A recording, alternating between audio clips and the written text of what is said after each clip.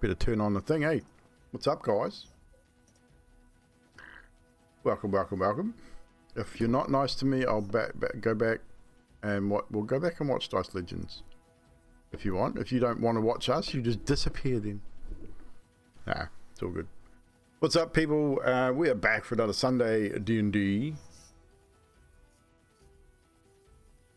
Am I getting double audio from somewhere?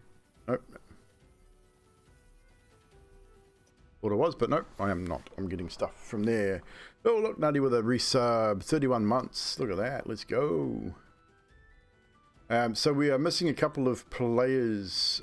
Trashy will be with us when he finishes work. He's in his sort of wintry milking stuff, so the milking's running a little bit late, later than usual. So he will get here when he gets here. And of course, Marath, Mr. Sturb will probably be at work or be getting ready to go to work. I think he heads off about 7 o'clock to go to work, or we'll be getting home about then. I don't know, but he's not here anyway. If he shows up, he shows up. If he doesn't, I'll be playing Marath. So yeah, should be good to go. So we're going to jump right into this because we are only running sort of 2.5 hour sessions. So I don't want to spend too much time yapping at the start of this. So we're going to jump right into it. What is that music? We're going to jump right into it and get into our recap, which again, nice short recap so we can get right into this session. So last we left off, you had all woken after a night's rest, having mainly an uneventful evening, save Uth, who was racked with nightmares, it seems. So now you're full squad, prepping for the new day and a new task. You muster out the front of the barracks as Sergeant Stormhammer approaches. He informs you of a place called the Bastion of Eche, where formerly a vampire had lived, but had been dispatched by the Lions of Elon many years ago. But scouts have reported recent cultist activity in the area, and you have been dispatched to investigate and eliminate, if possible. Capture, maybe, depending on the situation. The details of this particular mission have been left up to Corporal Tolver, so his decision stands in this particular quest. You sort your supplies for the journey and grab your mounts, which turned out to be giant goats again. A little bit of amusement on Sergeant Stormhammer's part, it seems. Dilly being given a goat appropriate for her size, of course, as a giant goat is far too big for the likes of small our little Dilly. Leaving the keep, heading northward along the trade road, the day's travel went without incident. A little discussion here, backwards and forth. Dilly, however, deciding to cast Detect Magic for whatever reason, had a strange side effect and sprouted wings and spent the next 4 or 5 hours fluttering around the party as they travelled. Unfortunately, those wings disappeared mid-flight, sending her crashing into the ground, and she took a little bit of damage. But was none worse, not really much worse for wear. You eventually came to the end of your day, the sun started to set, you set up camp and organised watches, and you headed off to bed. During LV was designated watcher for the entirety of the night. As long as he was stationary for X amount of time, he would gain a long rest, and you all sort of took turns standing with him. During Marath's watch, a noise was heard, then another, and then LV walked out to investigate and spied movement in the trees and spied a humanoid approaching, it seems. And at that point, the sound that what could be heard was the sound of a individual calling attack, as we'll just move into this. LV sort of moved back towards the camp. Now sort of you can reposition yourselves if you wish to where you were. I did have to change some things, so you guys will see now you have names on your characters, so you should be able to see yourselves a little bit easier for these sort of purposes. So I'm pretty sure most of you are still in tents. Marath was down by the fire LV had a torch lit and had moved back towards the tent when the yelling of attack had come. And then what you see, LV, before we go into initiative, you see a torch be struck. And then you hear another voice from the distance saying, "Hold!" And then a voice calls out through the darkness, or you can sort of see through the dimming light. You can see the light from their torch. You see two individuals. "We have you surrounded. Lay down your arms. Hand over your gold, and no one should get hurt. What say you?" And Marath sort of looks, and then he calls out, "Corporal Tolbeer, Dilly, Uth, everyone up." And sort of doesn't respond to this dude at this point.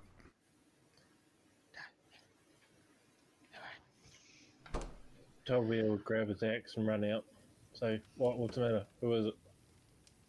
And he would point to the direction of where the light was coming from and say, "We have company that are demanding gold and for us to lay down our weapons." And once again you hear, "Lay down your arms. No one will be hurt if you just hand over your gold. All we want is your gold." Tolbeer will move up beside LV and call out, "We're soldiers. We don't have gold."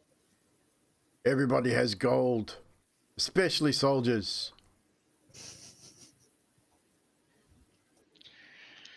You have your warning. We will attack if you do not comply. Do you really want to mess with soldiers, good sir, and have the wrath of the Queen upon you? Queen's mean. LV, how scary is the Queen? This one does not know the difference between scary and not scary.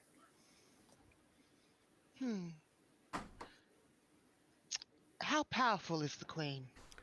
It's at this moment, while you're talking amongst yourselves, an arrow comes from the darkness from the north, from this direction, up in this direction here, and lands about here in the camp, striking the ground. "Comply, or we will attack." What say you? One last time. What are we doing out here? It's dark and I've got my pajamas on. Oh shit. Tolbeer will move forward a bit and then yell out, "We have no desire to cause harm to you, but if you do not leave, we will take you." Are you sure about that? You have no idea how many of us there are. And I'm pretty sure we have you outnumbered.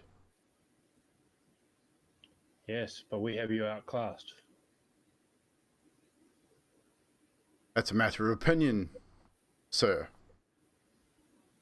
So I offer one last warning. Lay down your arms. Give up your gold.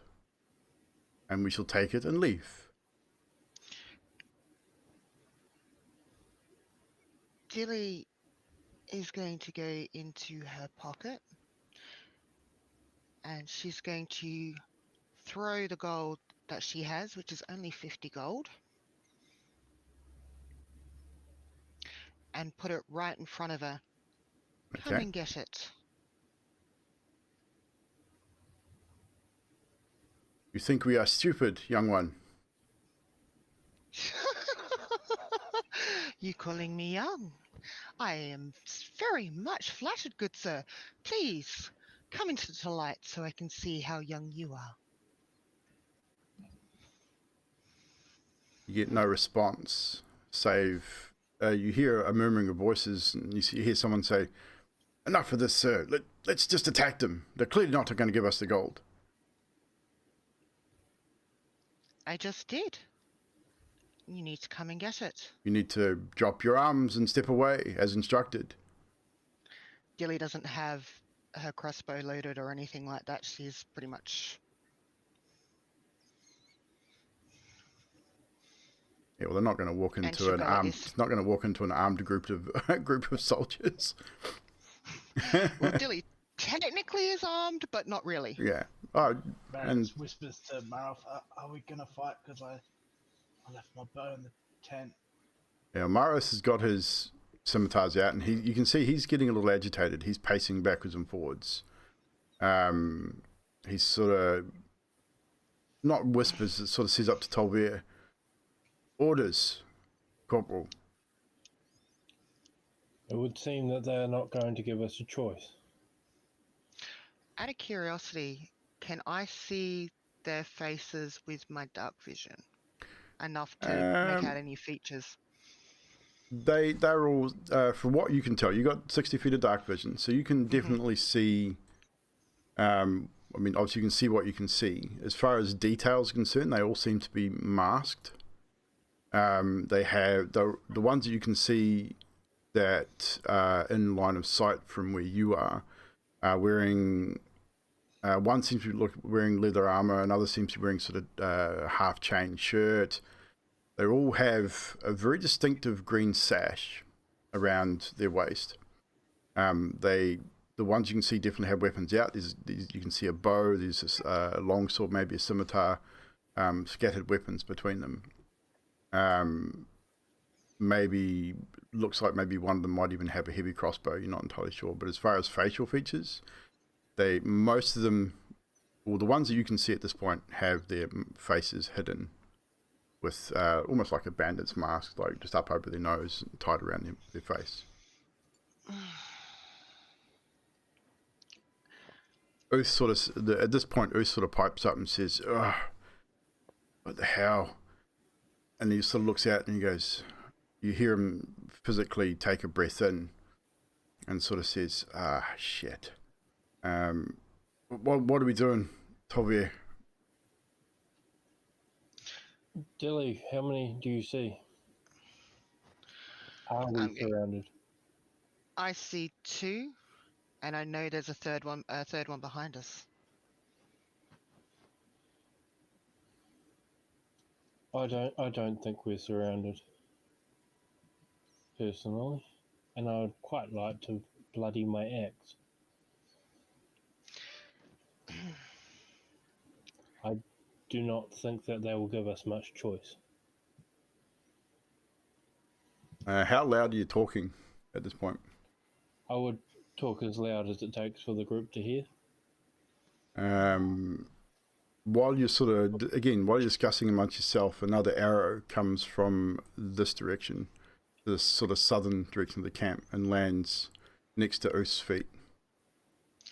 That's 4, Corporal.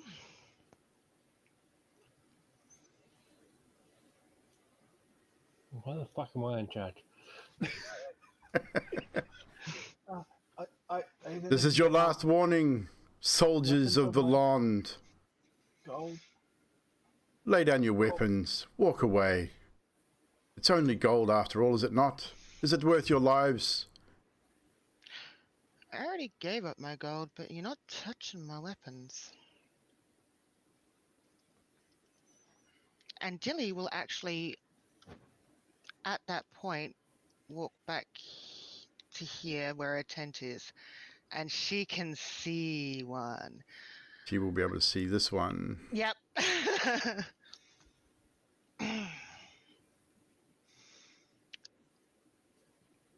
Evening, Trashy. So Tolvier, To his tent and gets his weapons and his gold. And you see him wearing long johns and the back flaps open with his back open. so I'll get Trashy into the thing here. So Uth, you have spied the green sash of you're out of your tent. You've spied the green sash of the dude that's lit up, and pretty much all you've said is you've taken a bit of a breath in, a bit of a sort of a surprise, and just said shit, and asked for Tolvier's orders.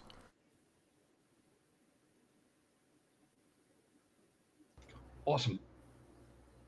What's the rest of the group doing? They're sort of discussing at the moment. They've been given a final warning to lay down their weapons and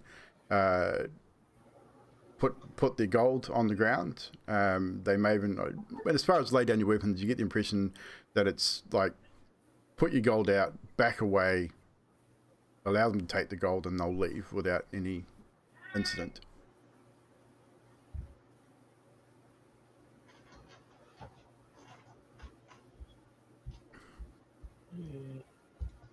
I think we might actually be surrounded, Corporal. There's an arrow from that way, and now there's an arrow from that way. Indeed. I do not want to fight them, but I mean, we may have to. Or we can walk away. Dilly has already Cool. walked away from her pouch of gold. I put my pouch on the ground, step away. Do you have your weapons drawn, Earth, or do you put your weapons away? Put weapons away. Okay. How much money did you take at Oos? I've only got 10. 10 platinum. Awesome. So Earth puts his money pouch down. I mean, you wouldn't. No one else would know how much Earth has. You'd put your money pouch down with all of it in, Earth. Yes. Okay, so you I put was your only asking pouch. because I split mine.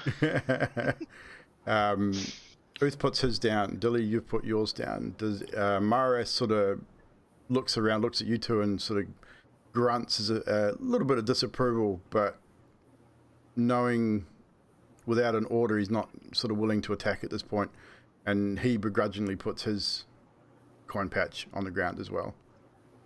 Dilly will attack if given the order, but she's put her pouch down to let them know. And Marath will not put his weapon down, but he's moved to a less aggressive stance at this point.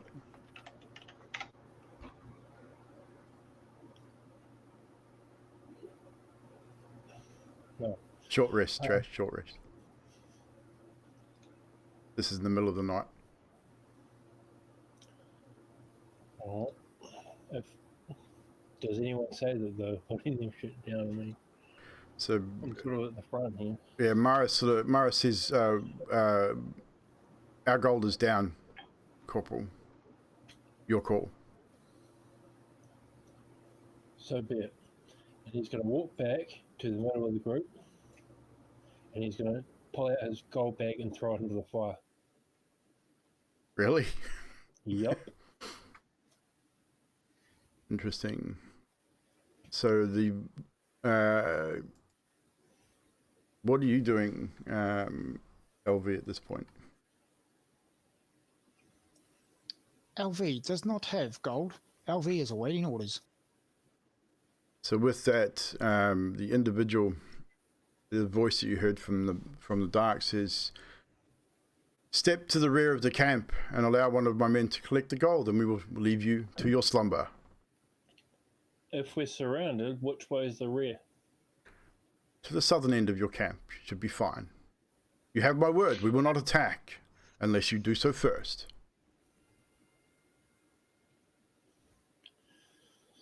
Okay, well, it's only gold. We'll just move down there, and if they all move into the light, then we'll attack them. Awaiting orders. No, I mean, not right out of the camp, just to the southern side of the camp, just away from the gold. The gold's sort of sitting about there in the camp. So he's asked you to move towards basically where Oath and various are now, more or less. Orders, Corporal. Come to me. Stay your weapons.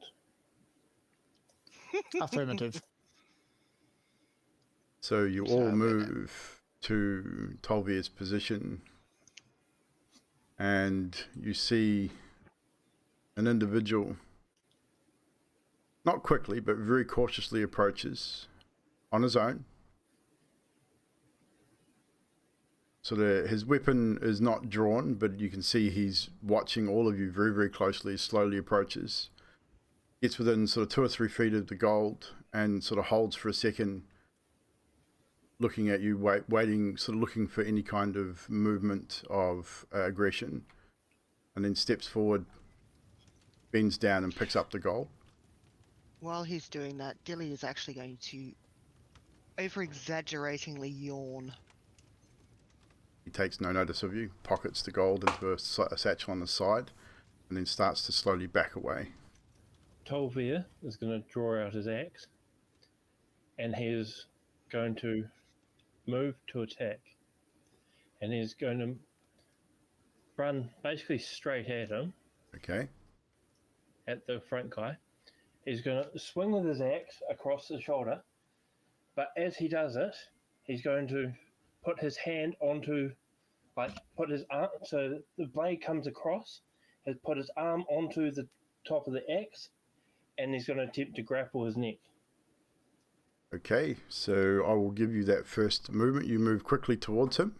I'll get you to roll a strength check for me if you're going to try and grapple him. So effectively, the blade of his axe will be seen on his shoulder, with his arm on top of that, and his hand around the throat of thing. Strength check, you say? Just a strength check. Strength versus strength. 11. Seems that this particular individual seems to be a little stronger than you, with a 16. And as you go to sort of grab onto him and grab his arm, he pushes away from you. Manages to push himself not too far away, but about 5 or 6 feet. And then turns, and you hear from the distance, "Well, you were warned." And we will get everybody to roll initiative.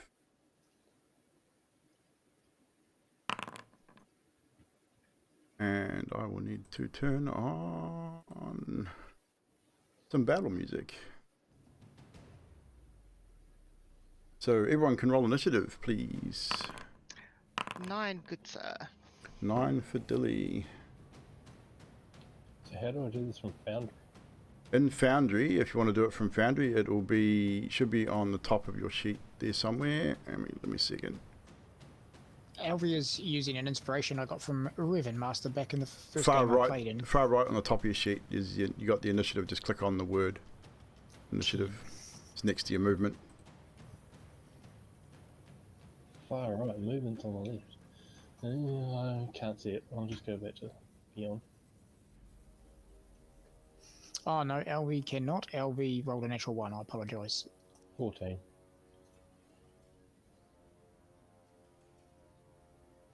Your movement shouldn't be on your left on your character sheet. I can't even see my character sheet from D&D Beyond. Foundry. I Foundry here. Yeah, so if you open your character sheet, you've got your picture on the left, top left, all the way on the far right, underneath where your XP and everything is. You should see initiative because it's +0. It'll be under your proficiency. Oh, I can't see any of that. Really? No, I can only see the camp and I can only see the menu on the right. Yeah, well, you got to click on your character first to bring your character sheet up. I usually click on the sword and shield, and that puts the dice in the combat tracker, and then I roll it. But Yeah, it's on that the as well. character sheet. Bloody hell. But use D&D Beyond. It's at this stage it's quicker. For I now, don't know what I clicked on now. it's on D&D Beyond. It's just your initiative, which is directly above your skills. Which I think I've got everybody in. LV, you rolled a natural 1. You rolled a natural 1, you said. Yeah, I thought I'd rolled a 2, but then I used an inspiration, but then I realised I rolled a natural 1, so undo the inspiration and just go with the natural 1. Okay. Oh, crap. I mean to do that. Update combatant. That's a 1. Oh, you're still last in the initiative anyway. Sweet. So we're going to begin our combat as Mr. Tolvir, or Corporal Tolvir, has initiated the combat sequence, failing to grab hold of the individual. Marius rolled a natural 20, but still didn't get as high as one of the others. So this individual here, off in the distance, You see another torchlight, and he moves to a position where he can get a view. He drops his torch on the ground beside him, and he will take a shot at you, Tolvier, with his crossbow, which I believe will miss with a 10. Yeah, that'll miss. So the crossbow fires just to your left and strikes the tent. You hear it whizzing past you, hear it hitting the tent. Doesn't seem to, maybe it's the darkness, the haze of the night, you're not sure. Next up is this guy here. He's going to move from there to here, which will put him just in view. So Various, you would hear movement from behind you, and you would see an individual coming out from the trees. He's going to take a shot at you, sir, with his crossbow.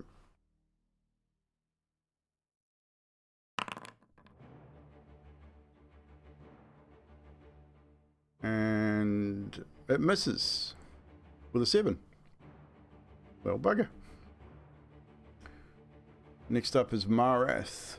Marath, sort of following Tolvier's lead, goes into a rage, which he is wont to do. And he's going to add the rage condition to himself. He's going to move into this individual because he can. And he is going to attack this guy. It's the wrong token. Is that not Marath? That's Uth. Oh, alright. Yeah, that was me. Wow. Well, you're not raging then. Hell no.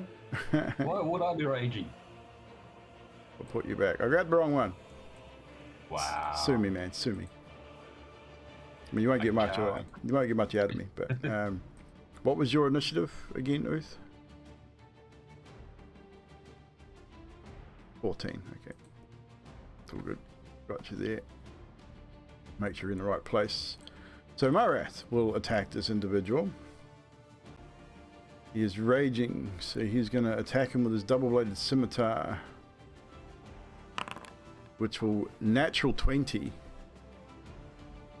And this individual is bloodied right off the bat, and in fact is killed instantly with a natural 20 as Marath just runs forward, raises his double-bladed scimitar high, and then comes straight down in a single blow, almost clefts him in half, and he just collapses on the ground. I believe that is all he can do, is a single attack in his attack action at this level, but he has smote someone instantly. Next up, Various. It is your turn. You've seen Marath just shoot past you and destroy this individual. Marath, do you need some help? Oh,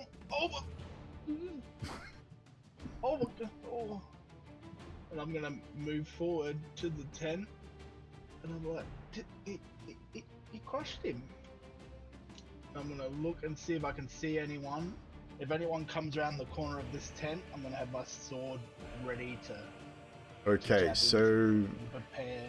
Can you see anyone in your line of sight is the question here, because if you cannot, then you cannot see what's happening at the moment. So you can hear voices, you can hear murmurings from in the darkness, and you can hear movement in the trees, but you are unable to see. You can make a ranged attack if you have a ranged weapon at disadvantage. Yeah, I can't see anyone. That's why I was grabbing my sword out, and if someone comes around the corner of the tent, I was gonna stab him.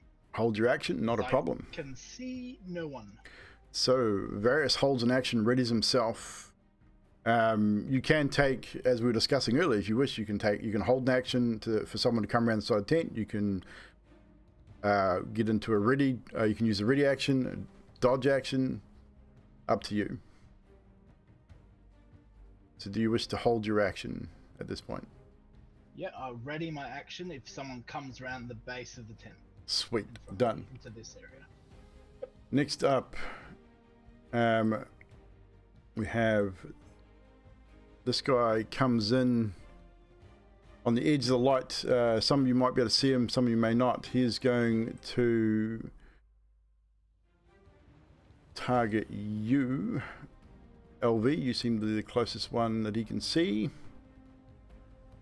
And he is going to fire a crossbow at you, which misses. LV just ducks. Yeah, LV's too quick, unable to attack this creature. You sort of hear him almost like he swears under his breath. Like, damn it! Next up, Tolvir with Uth on board. So Tolvir, it's now your turn. You've initiated this combat sequence. The individual in front of you is still, he's got his back to you now. He's looking at fleeing. He's not worried about you. He just wants to run. So he's moving away from you. You will more than likely be able to catch him if you were to chase him down. Yep, I'm going to come up behind him and I'm going to come down hard right on his head with my axe. Attack away, good sir. Oh, fucking hell, wasn't that one? A natural 1. Tolvir is angry, and the anger seems to be clouding his judgment right now, and he strikes, but this individual steps to one side as he hears this large dragonkin stomp up from behind him and steps to one side, avoiding the blow. Is that your turn, Tolvir? What's the bonus action? It was bite, wasn't it? We did say that you could lash out with a bite as a bonus action. Yeah, I'm going to try and bite him. Frustrated with your axe swing, you reach forward with your jaw and attempt to bite him. Unfortunately, strike nothing but armor with a 10. And I am going to move to there, blocking his path. So you're going to skirt around in front of him. Not a problem. Uth, it is now your turn.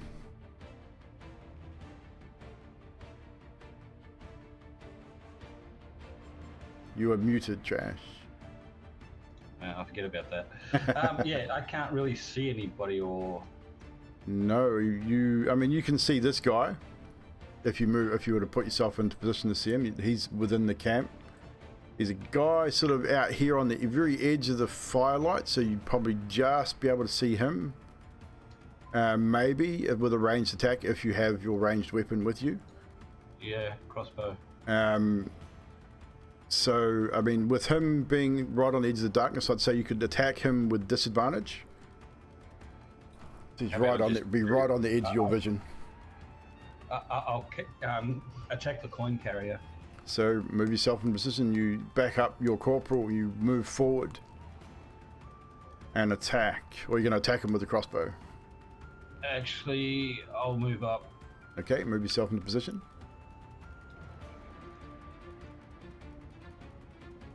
Surrounding the now coin carrier, you attack. Hang on, what was that? Attack. Normal. 16, that hits. Does that do damage as well? No, I've got to do damage. How do I do damage? Oh yeah, damage there. Yep. Like that. So you've done three piercing damage with this individual. What did it already do the damage? No, it didn't do the damage. Let's double check. No, it didn't do it. No, you're right. I had to add it. But that's cool. Three piercing damages. Uth strikes out with your rapiers, I believe you have. Yes. Do you have more than one attack action? I think you only have the single attack at this point. Yeah, I can do bonus though, can't I? You can do a bonus offhand attack, yes, but you will not get your modifiers. So it'd be just your dice roll without the modifier. I'm sorry, I'm going back to the D&D Beyond. It's easier. I said, unless you know what you're doing right now, just stick to D&D Beyond. We're going to spend some time with Foundry in the future. For this campaign, use D&D Beyond. It doesn't give me the option to do it. Okay. So yeah, nothing. Yeah, so you can use an unarmed strike as a offhand. Is there no bonus action for you in your sheet? No. Okay. Bonus actions. Yeah, it doesn't have it. Okay, so then you don't get it. Okay. No problem. So that's I'm your done. turn. Next up, another arrow comes flying from the darkness at Tolver.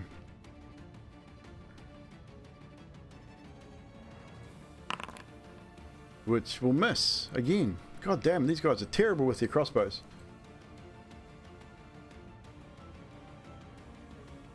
Marath will take a shot as well from the darkness as he's standing on the edge of the light.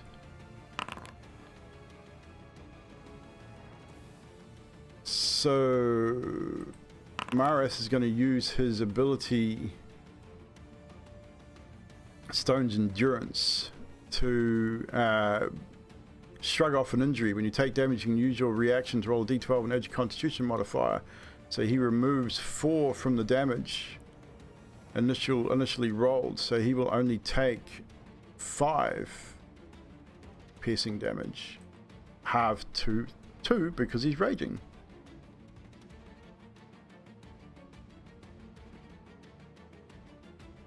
So you sort of varies where you're from. A crossbow bolt strikes Marath in the shoulder, and he sort of takes it and looks at it and just reaches up and grabs it, rips it out and throws it to the ground and just grunts. Next up, we will see Varys, unfortunately. Another arrow comes from the darkness.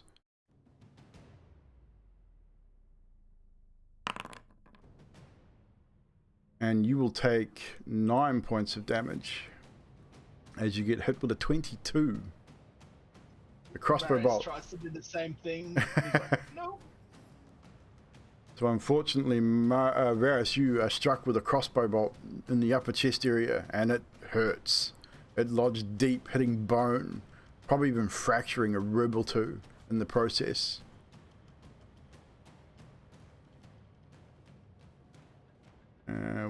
Who is next?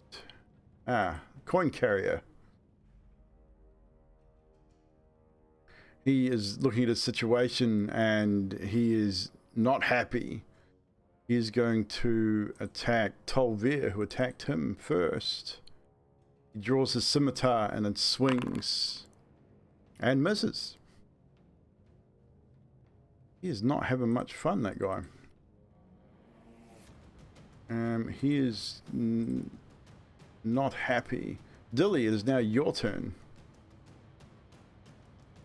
Now, Dilly, you can now, I mean, you can all probably now surmise that there is a lot more than just the 3 or 4 that you first initially thought, as the arrows are coming from all directions.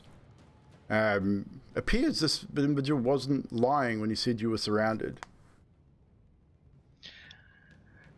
Gilly is going to use a sorcery point to make her shocking grasp into a 30-foot range instead of touch. And she's going to attack the coin carrier. Okay, and alright, so attack the coin carrier. That is 17 to hit. It does. And that is 4 points of lightning damage. 4 points of lightning damage as you strike out with your shocking grasp. Dilly. I'm then going to... The creature you struck, you see he's looking pretty bloodied. He took a fair amount of damage. You going to move? Or stay where you are? I am. I'm going to move. I am going to bolt to my tent to grab my crossbow. No problem. As you do so, you notice, LV, you'd probably notice it. Dilly, you would as well. Roses sprout from where you're just standing. And as you bolt across the camp to your tent, a line of roses start to grow in the ground as you walk or as you run. And LV, you'd see this as well. So I will be in my tent, and I will have to wait until my next turn because that would technically be an action to grab my crossbow. Is Shocking Grasp action or bonus action? Shocking Grasp is action. So that my was cantrip. that was your action anyway. So yeah, that would definitely be your turn. So yeah, I am in my tent currently. No problem. That is your turn. Another bandit comes from the darkness to the northwest. LV, you would spy him as he breaches the light of the campground. He is going to attack you with his crossbow. And he hits you with a natural 20, dealing Nice. 11 points of piercing damage.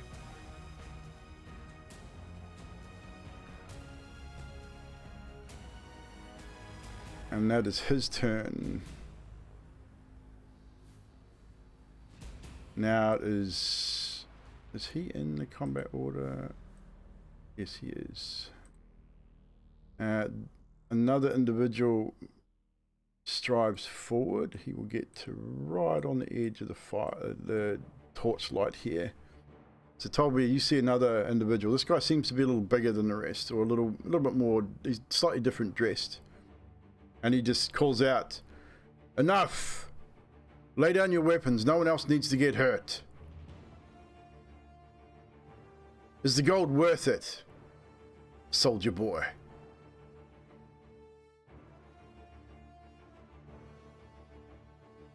Talking directly to you, Tolby. Probably not, but I haven't got to bloody my axe yet. Is it worth your life? You are far outnumbered. Lay down your weapons. Save your men. Do not be their destruction. Thoughts? I could just spill my drink. So with that, he does not attack. He holds. So we'll resolve that in your turn, Drax. So he holds there. LV, it is now your turn. You have your orders. Yes, Tolvia has pretty much just attacked. So until we use his other orders, he is doing the same thing. Indeed. LV moves into the tent below him. If I can move, there we go. You should be able to move, yep. And I collided with the wall. Is that tent open? It is. And then LV lays down prone, tactically positioning himself, and aims for That one this there? one that No shot worries. him, I believe. It did. He didn't need to shoot you. You see, anyone looking upon LV would see bits of his robotics sort of chung chung chung chung, and he looks like he's steadying, like a steadying tripod or bipod for a rifle, as a couple of pieces of metal fold out from his arm, creating a crossbow, and he takes a shot at that character right there. Attack away, good sir.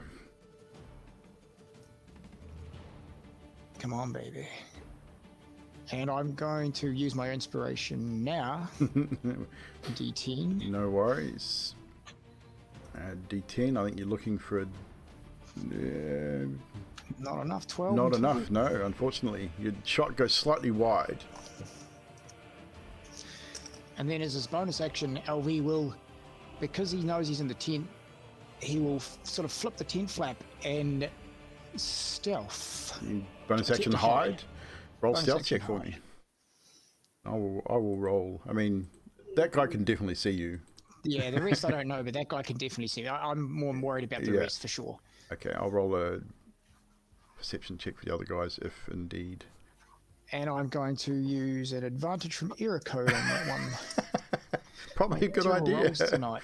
I know. I've been rolling some low ones too. Oh my god, nothing. Oh, nothing. So, as far as you're aware, you're hidden. I am laying down in the tent. You're laying down in the tent. Another one surges forward out of the darkness and holds.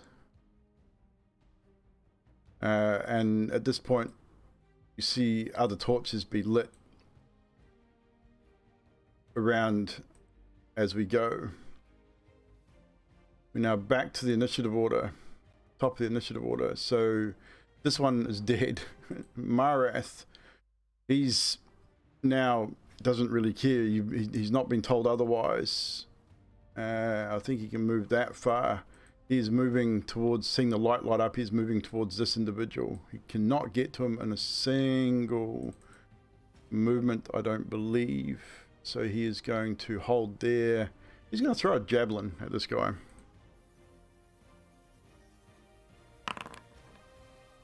And hits him with a 23, doing 10 points of piercing damage.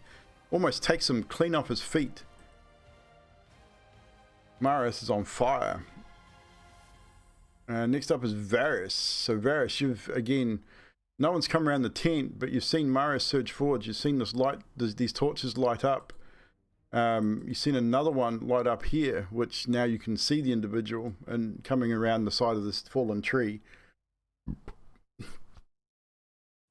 So it's now your turn. Can I use the Fey healing pot that Era gave me? If you need it, you can use it. Oh. Yeah, I do. That is. I mean, that will cost you your, as we always do, bonus action for pots. So that will cost you your bonus action. Yep. Even though it's been gifted from the chat. No worries. Oh, thank God. 7 plus 2. Nice. Oh. So that is your bonus action. You still have an action and movement. I'm going to move to where Marath is, because he seems very capable. You move yourself to where Marath is at this point. We'll zoom in on the camp at this point, where the main action is. So you move up to Marath. Marath sort of looks at you and grunts with a grin, and almost like he's enjoying it. You can see he's just thoroughly enjoying this. He's got a grin on his face. He's got blood coming from the wound from the crossbow bolt. He's not phased at all. You almost get that. You get that impression thinking back to Predator, Ace Ventura. Ain't got time to bleed kind of deal. Like he's got that kind of look on his face.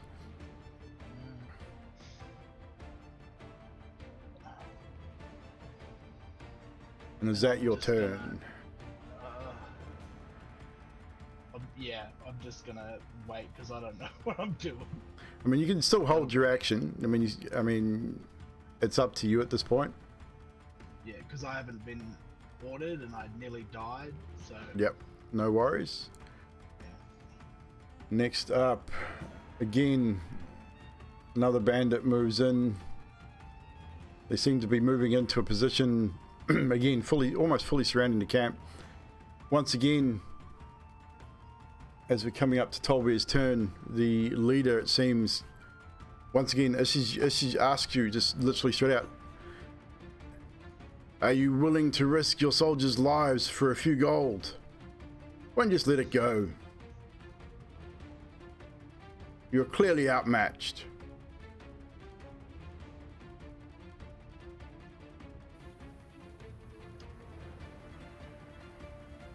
Not my turn. It is your turn, Tolbear. So what you do is up to you, my friend.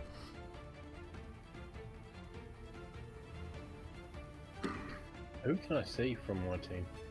You can see Uth, who's right next to you. If you look around, you would probably be able to catch Varius as he sort of takes off across the ground. And you can see that he's definitely injured. He's not wearing any armor, so his injury would have been quite clear as he took off across the ground there. I don't know if you can see Marath or not, but Marath and Varys are down here. Dilly has disappeared, it seems. You can't see her, and you cannot see LB. Oh, alright, so be it. Everyone stop. So you order everyone to stand down? Let them take it. Orders confirmed. Oath, move down to Varus. And I'll move down So you're going to move Well- down towards where Varys is? I'll move down to there, so I'm moving away. So he's moving away. Okay, so basically, you give the order to stand down.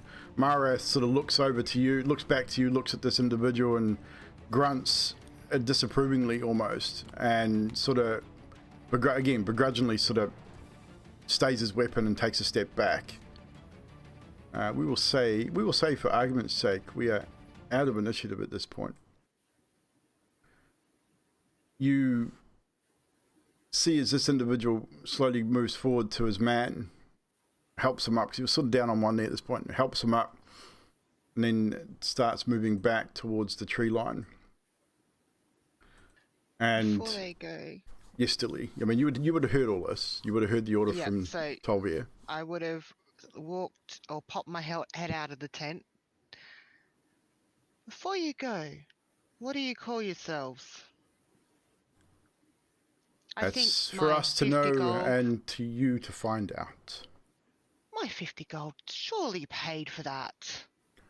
You're not paying for anything. We're taking it. Plain and simple. Common courtesy is such a rare thing these days. It's such a pity. And she'll pop her head back in the tent.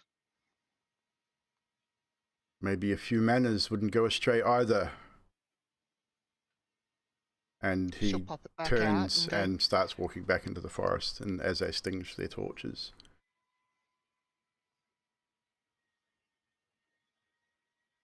You can say what you're going to say as they disappear into the night, if you want. Please and thank you. Would you like to tell us your name? And she'll use minor illusion to try and amplify it a little bit more. Does minor illusion allow you to amplify that? I think it does. I kept seeing amplifying. It does sound as well. So about 30 feet from me, I reckon I can actually create that sound. Just double check that, because I know thaumaturgy does. I don't know if minor Yeah. illusion does If you a create a sound. sound, the volume can range from a whisper to a scream. It Oh, can okay. be your voice, someone else's voice, lions roar, beating drums, or Cool. any other sound you choose. As far as you know, it's been heard.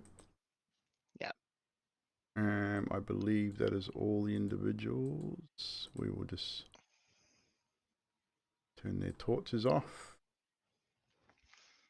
And as I said, the combat has come to a close. You sort of regroup yourselves, so you can move yourselves back to the camp at this point.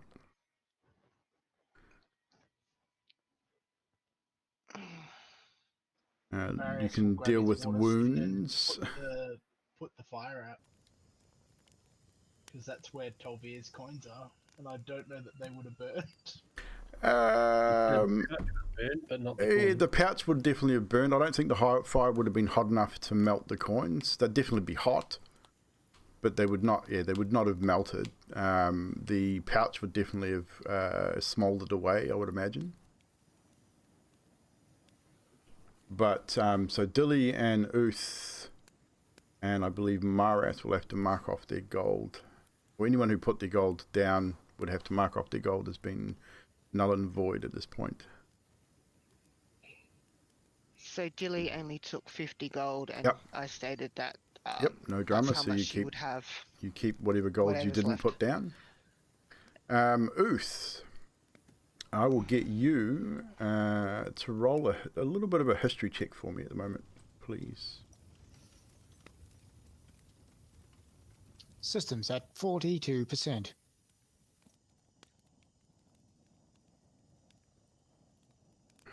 Ten.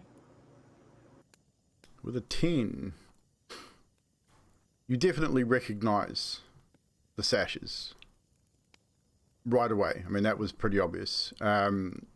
Once the leader of this particular group stepped forward and showed himself,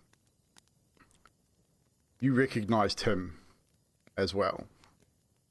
2 years ago, approximately, in an inn in Voland, perhaps maybe a village outside of Voland, a night drinking and gambling.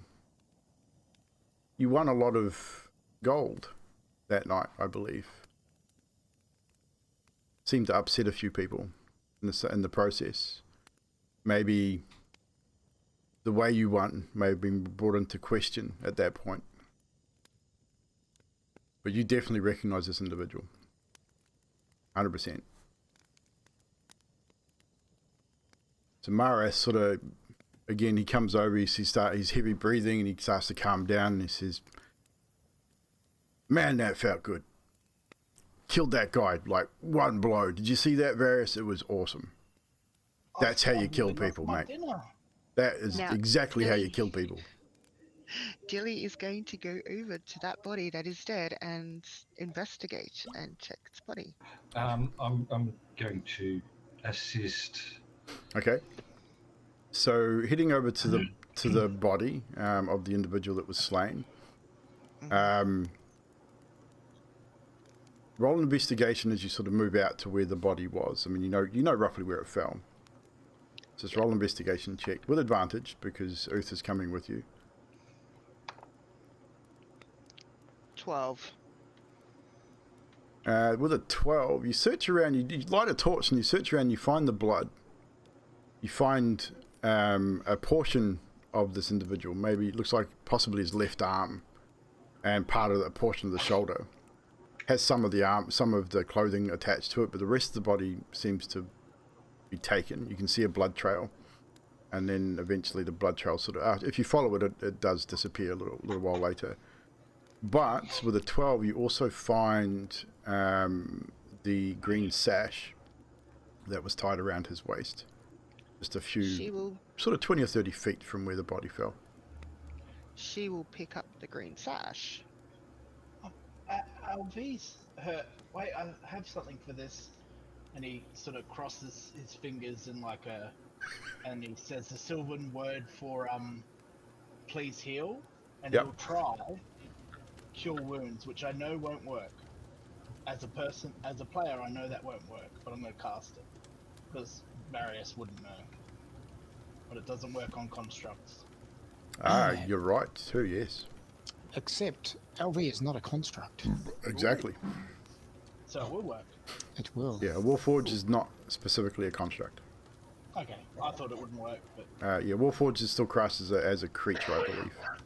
So I had to look it up, but yes, because of the magical way they're made, they can be healed by normal healing means. Yep. cool. Well, you will get There's some healing damage coming your way. 3. 3 healing damage. That's the first level spell too, by the way. No worries. Systems at 51%. Appreciated. Question, Corporal. Go ahead. Was that a ploy? Do we track and assassinate now? I think they still outnumber us. Morris says, I think we could have taken them, sir. Easily. From the body where the arm is, you'll hear Dilly call out, Varius, or anyone, do you have any drawing skills? I want a picture of this arm. Just bring the arm. Gilly, may I have a look at the sash, please? Picture of the arm? You notice, and she'll grab it from where she's put it in her thing. You notice? I'm not sure. I just need to check. And I'm holding it out to Ooth. So it's just the sash, nothing hidden or anything like that? It's just a sash. You look at it. If you wanted to sort of search through, looking into the sash, looking for maybe something hidden in the sash, you'd have to roll investigation. But just have a general looking at it in your hands, it just looks like a general sash to you. But Yeah, if you want I'd like to do if you really investigation want to, if you really want to look at it, roll investigation for me. 17. It's pretty good. You sort of feel around the seams and you go around the edges. It's a really fine material. It's not silk, but it's as expensive as, like, it's a type of very fine cotton, very fine stitching. It's got, as you sort of, and if you come back to the camp and get more into a better light, you sort of go through it and you see that on the edges of the sash, on both ends, there's a set of almost embroidering in both ends across the end of the sash, which kind of looks like a dragon, like almost like a single dragon with almost like plate armor. It's really interesting. It's the same color as the sash, so it kind of blends in, so it's kind of hard to see. But if you get it in the right light, you can sort of see a regal looking dragon with chest armor, and that's the same on both ends. You also find a small portion of the stitching where it's been unpicked, and there's something shoved in the seam. I'll have a look. So you pull out this little piece of parchment. It's rolled with up. Sleight of hand. So you want to do it without being seen? Yes. So roll sleight of hand. Yep. I got this. So if you're doing, I mean, obviously you're at the campfire looking over and you see this and you sort of look around and see everyone's looking, and you attempt to grab it out, but they can see what you're doing, and they see you pull out a small piece of paper, and it's in your hand at this point. I'm wondering unwrap if... it. Open it up. I was going to say, I was wondering if I would be assisting Uth, because Dilly is sitting there holding the pinky and the thumb and dragging this arm back up to the actual camp, because I was told no, to there'd take be it. no assisting there. He'd be looking at it specifically by But himself. That's what Dilly's doing. Yeah, so I'd say it would have taken Dilly a little bit to get it back. It's not heavy, but eventually Dilly comes back to the camp about the time that Uth removes this piece of parchment, and drags the arm and the piece of what left of the armor back, and you'll visibly see Maris sort of stand up full height, flexing as if to say, yeah, that's my kill. I mean, I'm better than you guys, kind of thing. Not in an arrogant way, just he definitely is really proud of the fact that he took this guy out in one shot, because that's what he does. I mean, that's his whole thing. So Uth, you unravel this piece of parchment, and what you read on that is very straightforward. It just says,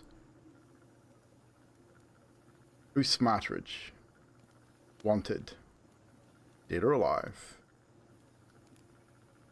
5,000 gold pieces. Can I fumble that into the fire now? It's up to you if you want to chuck it in the fire. I mean, no one's questioned that what you're reading. No one's asked for it. You can drop it in the fire. You've opened it up and read it. I want to fumble it into the fire, like accidentally, purposely. Okay. So as you sort of open it and read it, first things first, are you trying to hide your reaction from it? Because I would imagine Uth would react reasonably dramatically at reading this. Just given the situation, would Uth try and hide his reaction at this point? Yes. Deception roll from you. You will need to beat everyone else's passive insight. So guys, what are your passive insights at this point? 14. 12. 13 for LB. And Various? 14, so he makes it. You succeed. You sort of go, oh, and you drop it, and it hits the flame, and it's a very thin piece of paper, almost like rice paper, so it's and burns away almost in an instant. And Except I put the fire out. Oh, you did too. There's no fire. I forgot about that. So, Uth, you might have to rethink that. So, you've read it. That you've hidden your reaction from the group, though. However, so you're fine there. Is the fire out? The fire. It's out. Is it smouldering? You put it out with a water skin, didn't you? I believe. Okay, then. So I will actually turn that off. That torch is now off as well. The only light you guys have is from whoever's torch is burning right now. Oh, So I believe crap. Various had a torch lit. All that effort for nothing. So you wouldn't be able, you'd know the fire's out, so you wouldn't want to fumble it into the fire because you know it's out. So you have this piece of paper, but you've hidden your reaction to it. So you can roll it back up and put it in your pocket if you wish. I mean, people have seen you pull this out and read it, but you've not reacted. according to them, as far as they're aware, that you haven't reacted adversely to it. So as far as you're aware, you've hidden any kind of adverse reaction to this.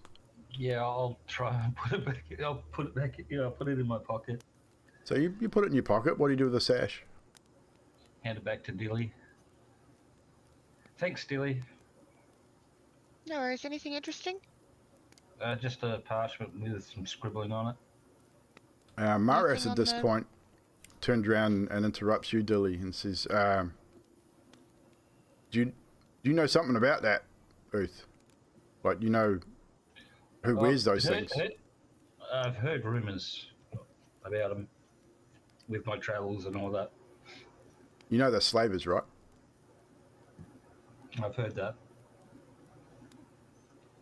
You know I'm going to kill them all too, eh? Be my guest. I have no problem with that. It's all right then, just making sure. Just kill them quickly next time, because I'm not sure I What, take too many you arrows. saw what I did. Like, do you want? I can't do much quicker than that, Varys. I mean, it was single blow. Like I cut him in half. There's the arm to prove it. I mean, it was impressive in a really troubling way, I guess. I mean, like, you got hit with one. Look, it didn't hurt that much. What's wrong with you? You see, he's sort of poking. He's poking his wound and sort of saying, "Yeah, it doesn't really hurt that much." How much gold did everyone lose? I didn't hand mine over because I left it in the tent. Yeah, I gave him. I don't need gold. We're in the army. We get everything for free. Yep. Well, I've got some I could give some of you if you need it. Uth. I'm good, thanks. Toby is going to reach into the fire and start pulling out the coins that were in there. I'd say if it was doused with water, they would have been super cold, so that'd be fine. So they're probably still a little warm to the touch. Mute yourself, Trashy. Shit, sorry. I say, That's the Uth sound of Toby's hand. in the fire. Ah! But Gilly's yeah, going to fold up the sash and put it in her backpack. Okay. And she's had her crossbow in her hand since she officially came out of the tent. no like, worries. So she's going to. Alright.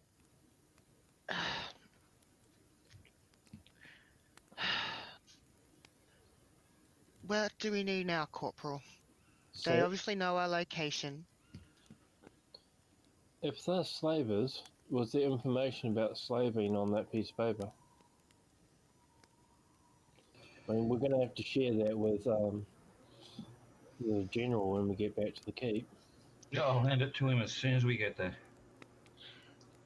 Perhaps show it to LV so that he can keep a record of it.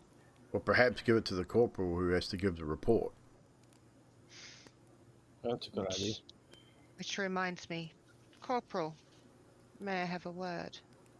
You may speak. In private, if we can. Okay. Remind me to give it the parchment to you later, Corporal. How about you give it to him now? Yeah, maybe we should give it now. Shit. Grunging my hands over. You hand it over to Tolvier. Do you read it, Tolvier? Toby's going to put it in his pocket and say, "This way, Joe." So you're not going to read it? Cool. So you just put it in your pocket. So just take a note that you have the rolled up piece of parchment from the green sash. Or you could label it wanted, the wanted post, a wanted note, if you really want to go that way, so you know what it is. You didn't have another piece of paper in your pocket you could have switched it with, Trashy. Too late now. If he wanted to do that, he could have, but too late now. It's already been handed over. Okay. Toby's going to move out. Yeah, over I'm here going to move over here. to a place where I can't see. Yeah, I mean, you don't have to move yourselves. This is basically into RP now, so... Fine. Yeah. So, permission to speak freely, Corporal. Speak. Okay, what the hell's going on? You've been off since LV's come into the camp. Yeah, it's not related. Because you haven't been giving orders, and I'm not going to joke, but Uth and Marath are going to walk all over you if you don't start putting your foot down. Well, to be honest, earlier today I was testing you guys, but obviously I failed the test this evening. Also, as a nice little clue, LV will remember everything, and who's to say that he isn't going to be giving a report on us to the sergeant? At the end of the day, if I can make you guys into a higher rank than myself, then I will have succeeded as a leader. Corporal, that's a convoluted way to look at things. Thank you. I'm just telling you, Varys needs direction, Uth needs discipline, and Marath needs someone who's strong. Just be aware of that and don't let them walk all over you. Well, with the trip here, it was my plan to see how they would react without leadership. If I stand at the front and walk at the front, I would expect them to use all their training to be disciplined. But so I stood at the front and I watched to see if they were, and Uth sort of dragged behind, and someone sort of grew wings and started flying around, and I was still watching, Corporal. Had a high vantage point. So I was testing to see if you guys were going to act with discipline after you were effectively told that we're still being watched by Storm. Probably by LV. Probably by LB. And if we get punished when we get back, I know I can take it. So Yeah, what's the if worst I that get- can happen? We gotta clean the human latrines this time? better than cleaning the dragon latrines. Oh no, they wouldn't give us the Queen's kids latrines, would they? Oh please no, I've heard DM that's takes a bad. note. I wouldn't know. I've never met them. No, there's rumours around the barracks that some people have had. Oh God! What if we get babysitting duty?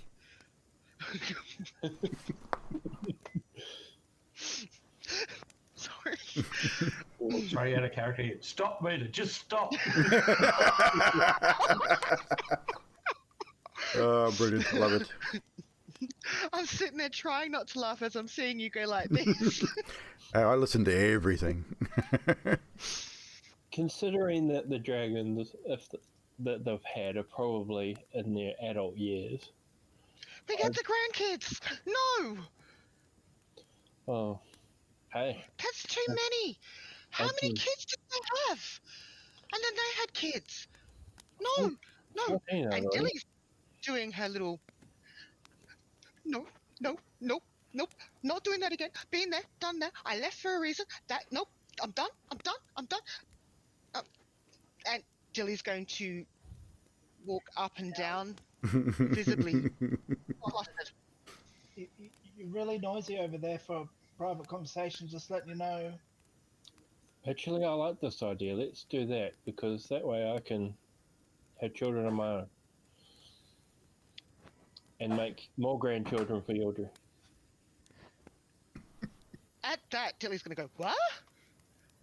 He'll sort of point to himself in the darkness, being the fact that he knows that she's got dark vision, so, dragon.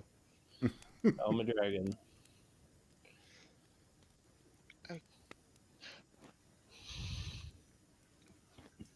Remind me, when this is all said and done, to have a beer with you and we have a chat about your intentions. I don't like drinking because it makes me go like this, and I can't put it on camera. There we go. Yappity, yappity, yappity. And That's exactly why we're going to be doing that, Tolver. it tends to get me into trouble when I do that. Like when I was asking you about the oath, not the oath, vow, the first trip we had out. Yeah. To be fair, probably didn't handle that one very well, did I? I mean, I suppose. But just remember, LV is a recording device, probably. We need to. He's probably what is watching us all day. Is it a he or she or a they? I don't know, I LV! haven't asked. LV! LV walks over. Yes. Are you a he, she, or a they? LV is this unit. Must be a guy, he's got a unit. Good point. I'll take that. LV, are you Yes. ordered to report to the sergeant? Negative. I have no such orders. Okay. Do you have the ability to record? Negative. I can remember, but I cannot record. Should probably give him that parchment and let him have a look at it. Yeah, well, I need to find some light to... Oh. Actually, you can read in the dark, Delhi. Here, read this. Yeah, there'd be enough ambient light. Like when you're out in the night air, you got the stars and the moon. Even if it's slightly cloudy, there's enough ambient light for dark vision to be effective. So Dilly would definitely be able to read whatever the parchment says. Whoop. Sorry. Oh god. Someone's watching the clip. Yeah. Dilly is going to look at it. And it would read exactly what I read out to Uth. Uth Smartridge wanted, dead or alive, 5,000 gold pieces.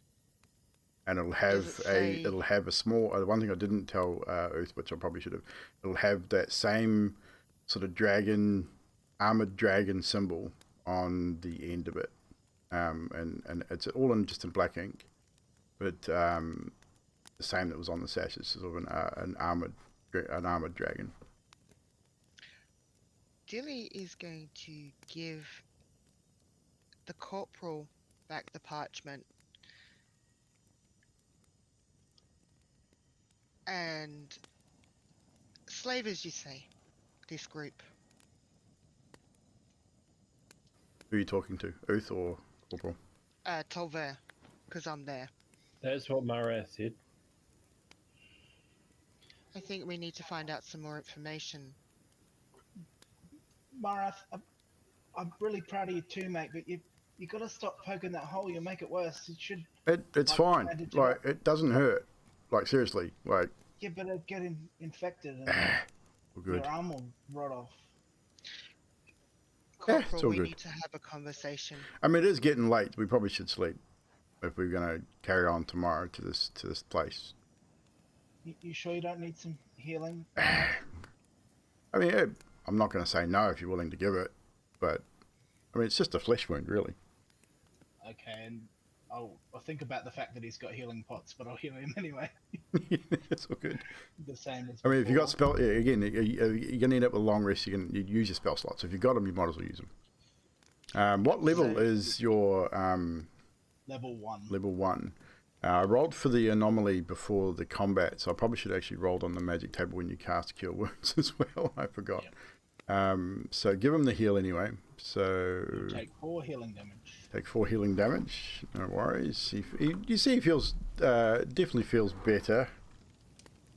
The wound sort of closes over. It's not fully healed, but it closes over somewhat. So for the cure wounds earlier, Various, you, Mara sort of looks at you and says, and then he pokes you on the face, right on the cheek, says, "What the fuck?" And says, "I didn't know you had tattoos." Sort of pokes you on the face. I'm pretty sure I don't have. It's been a while since I looked in the mirror. So LV, if you guys would be in reasonable proximity. So LV and Earth, you'd probably notice it as well. You'd see a swirling black sort of tattoo-like design, which is coming up Varys's neck and coming up over onto his left cheek and above and up on half his forehead, almost like half a face, almost like a tribal half-face tattoo design.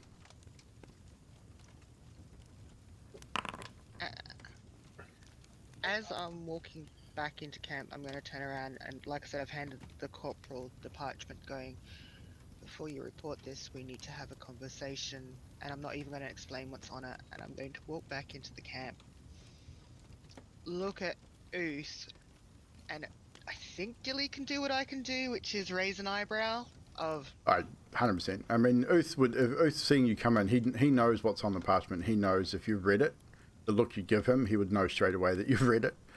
So how he reacts in that moment's up to him. Oh, try and get this fire started.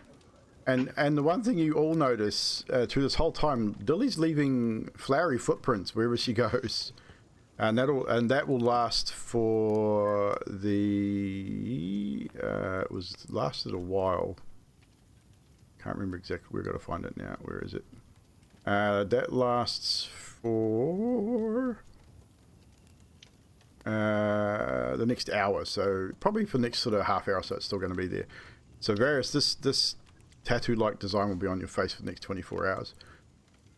And also, you now have the ability to teleport 20 feet as a bonus action on each of your turns for the next minute.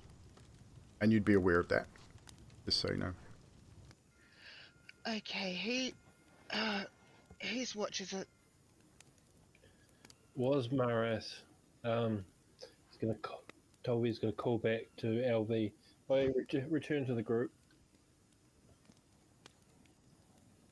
So you all, I would say, with that, you'd all return back to the camp.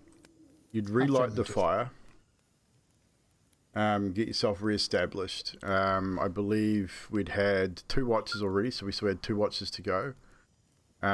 You've lost maybe an hour and a half at this point with all that's going on with the conversation and everything else. You're still sort of late in the evening, so whoever was designated your 3rd watch, which I believe was you, Tolvier, and Dilly was last watch.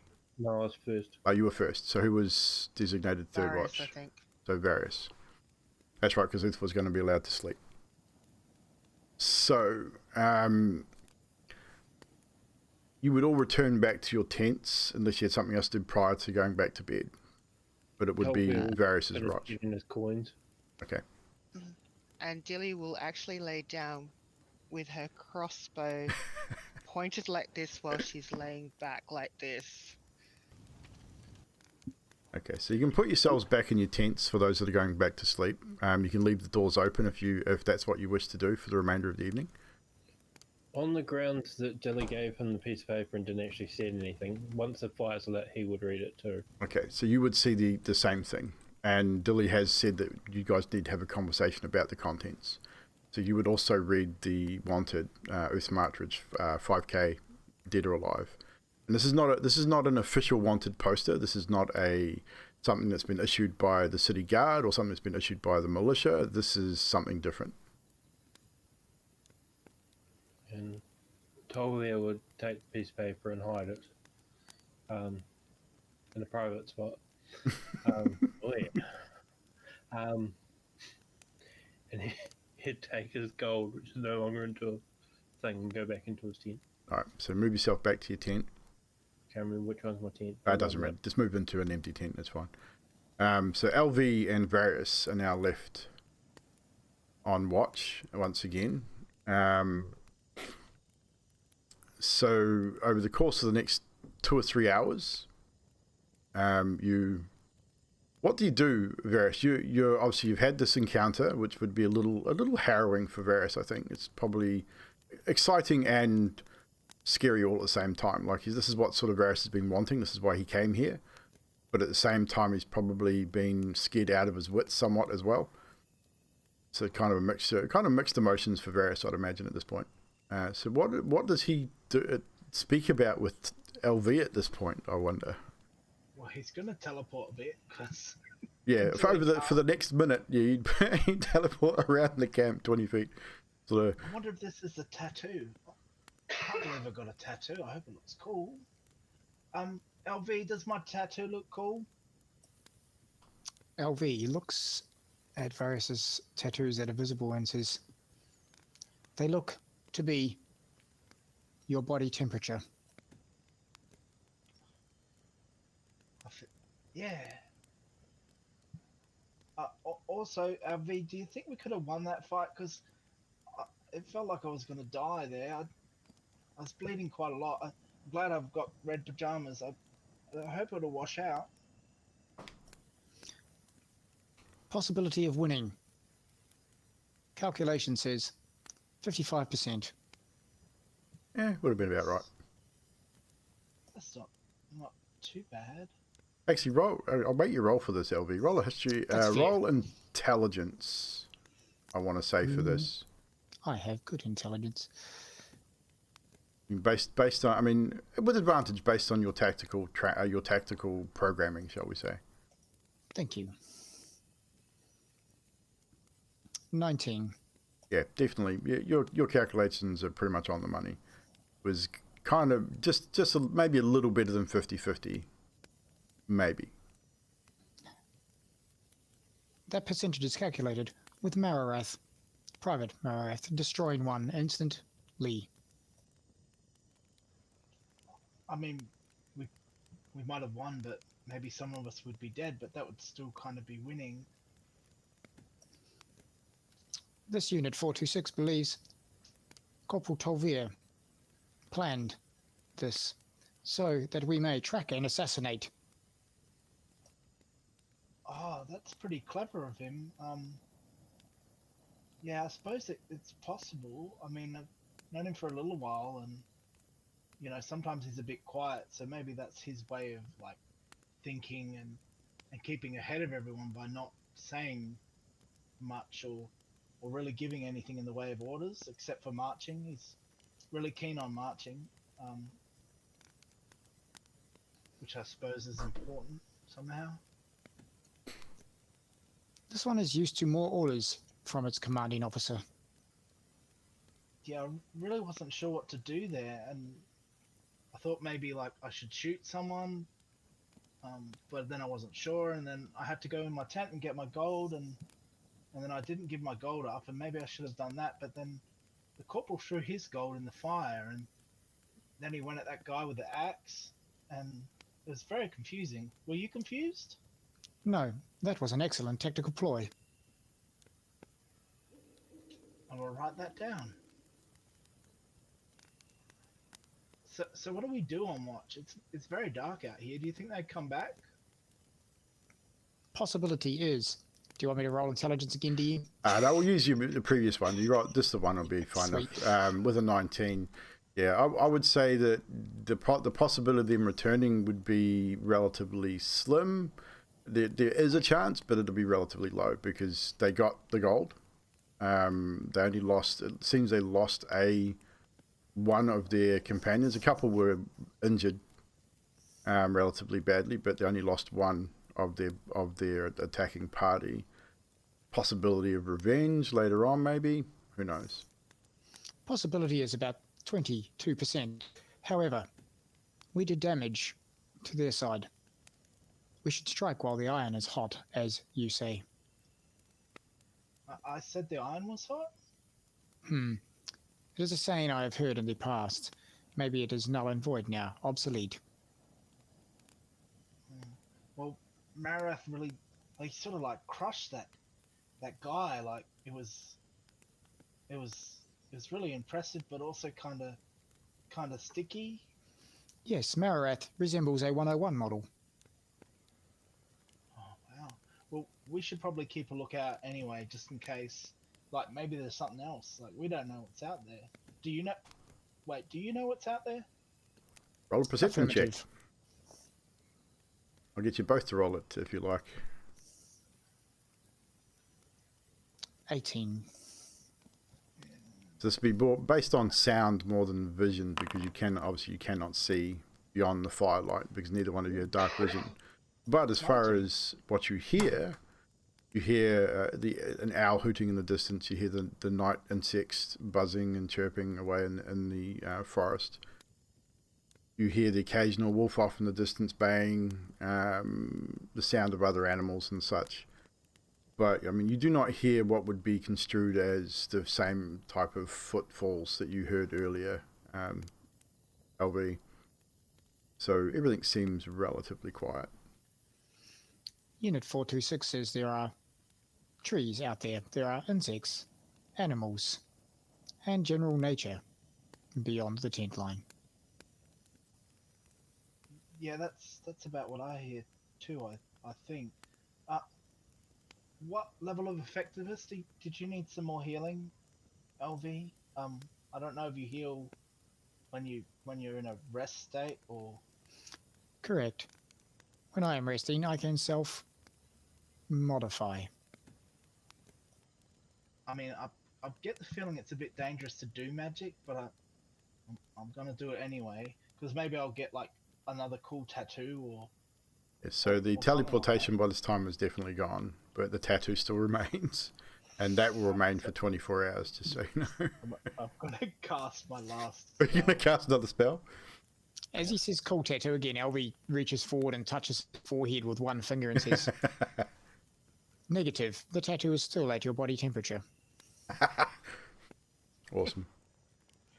Makes You sense. Take, 8 max 8. healing. 8 points of healing for, which would bring LV back to full health, I believe. This unit is now at 100%.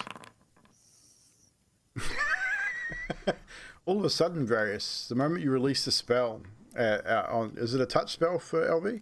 Or It's is a it touch. it's a touch? So as you touch him and the spell releases, LV disappears from view. Oh no. I've done something wrong. I feel sure that was cure wounds. And he sort of opens his book and he flicks through. He's like, yeah, that was cure wounds. And he sort of starts. He's like, is he there? So you reach out and he's still there. Like you touch his body, like he's definitely still there, but you just can't see him. Oh wow, that's quite cool. He's sort of touching. So, LV, you got Various just sort of pouring at your chest and at your face and your shoulders. You can When see Elvie him. looks down, yeah, does Elvie see his own hand? Yeah, things? you can see you. So I can see myself. Essentially, every creature within 30 feet of you, Various, is now invisible.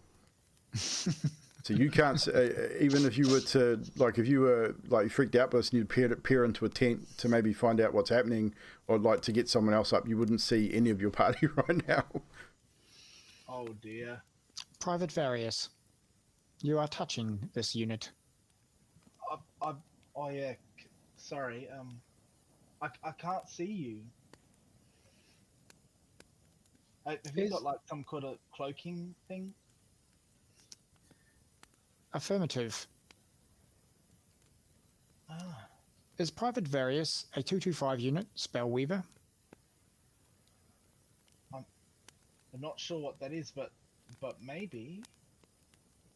I'm not sure how the rank system works. They explained it to me, but it still didn't make a lot of sense.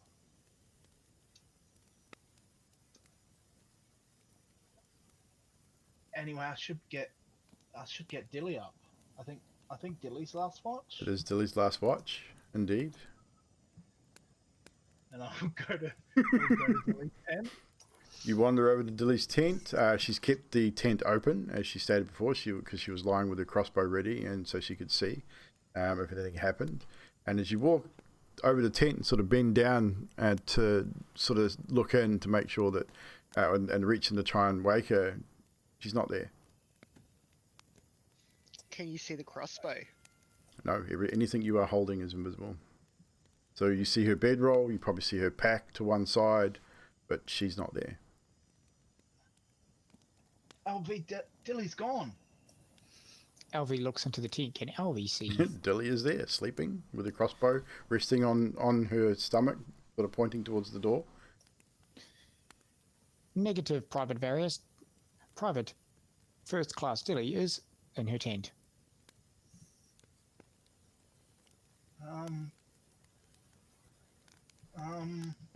And Would you like me to wake her? it only lasts a minute, so as you guys are having this conversation, you're kind of starting to freak out. Slowly, LV starts to reappear, and then you look into the tent, and Dilly has appeared also. It was only lasted for a minute, so. Must have been another one of those anomalies. I better get better with my weapons and stop being so reliant on my magic, maybe. Yes, it's at this point, Varys, because you're now really thinking about it, about the anomalies, you have a real odd, strange feeling, just in general, like almost like the hairs are standing up on the back of your neck whenever you think about magic or sort of thinking about your magical skill, which leads you to believe that, yeah, there is an anomaly and it's probably really, really close. Oh, man. Dilly, it's your watch. I'm not touching you. You would hear him.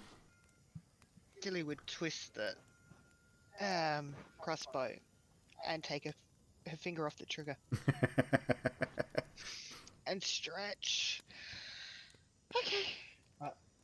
I did a bit of magic and weird things have happened. I'm not sure if magic's a good idea. We got another anomaly. I think so, but then maybe it's just the way things are. Now, Dilly would have felt this when she was with LV. Did it feel like the hairs on the back of your neck were like triggered? Yeah, even some of my leg hairs were a bit weird. Is that too much information? That's too much information. Just a tad. Yeah, so even talking about it, Dilly, you'd have that same feeling. You felt it before.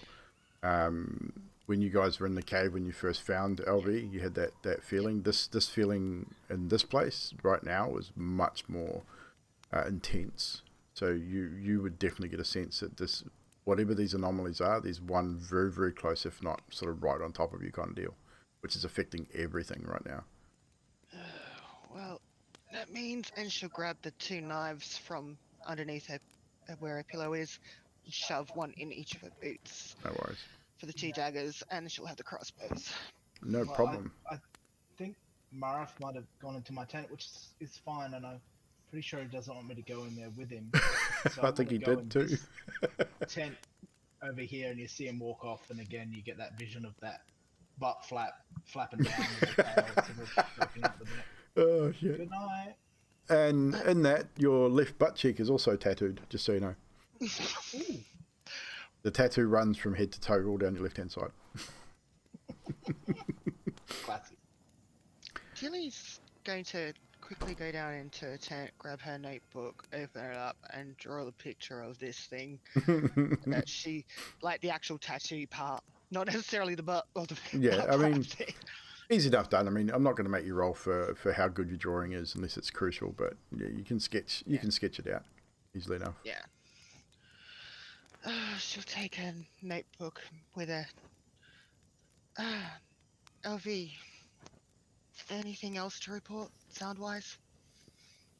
Negative. Just the noise of the forest. Good. Can I ask you something, LV? Did you know can. magical users in your time? Affirmative.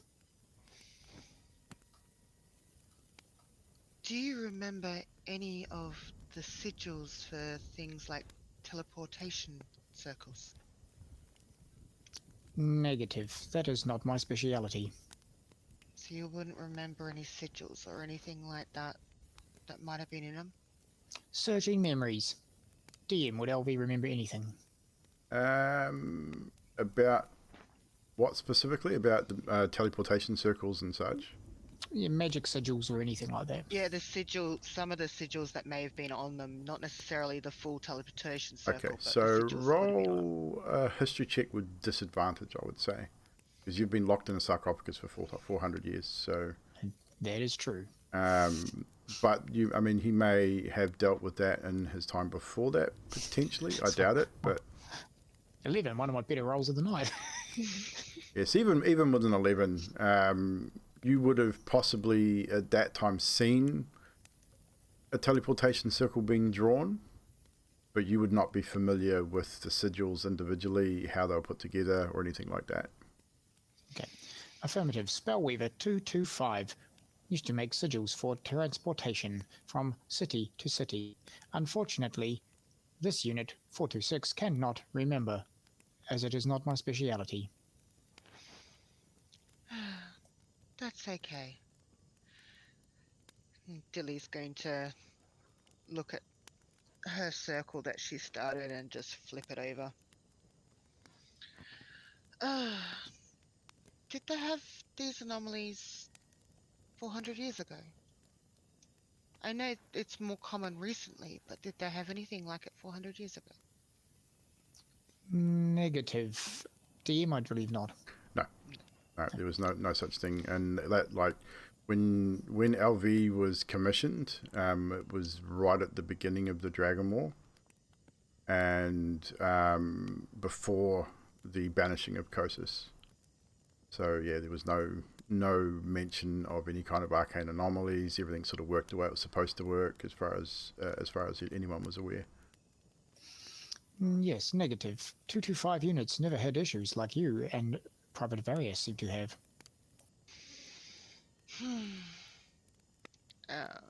Yeah, I'll come at it. Come on. I hate it. I keep colliding with my tent.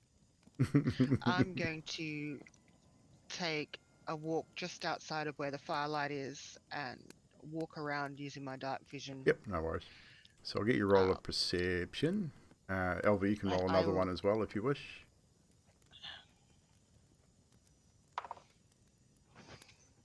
I mean, LV's would be more based on sound, whereas Dilly's would be sight and sound. Audibly 20. Visually and audibly 16.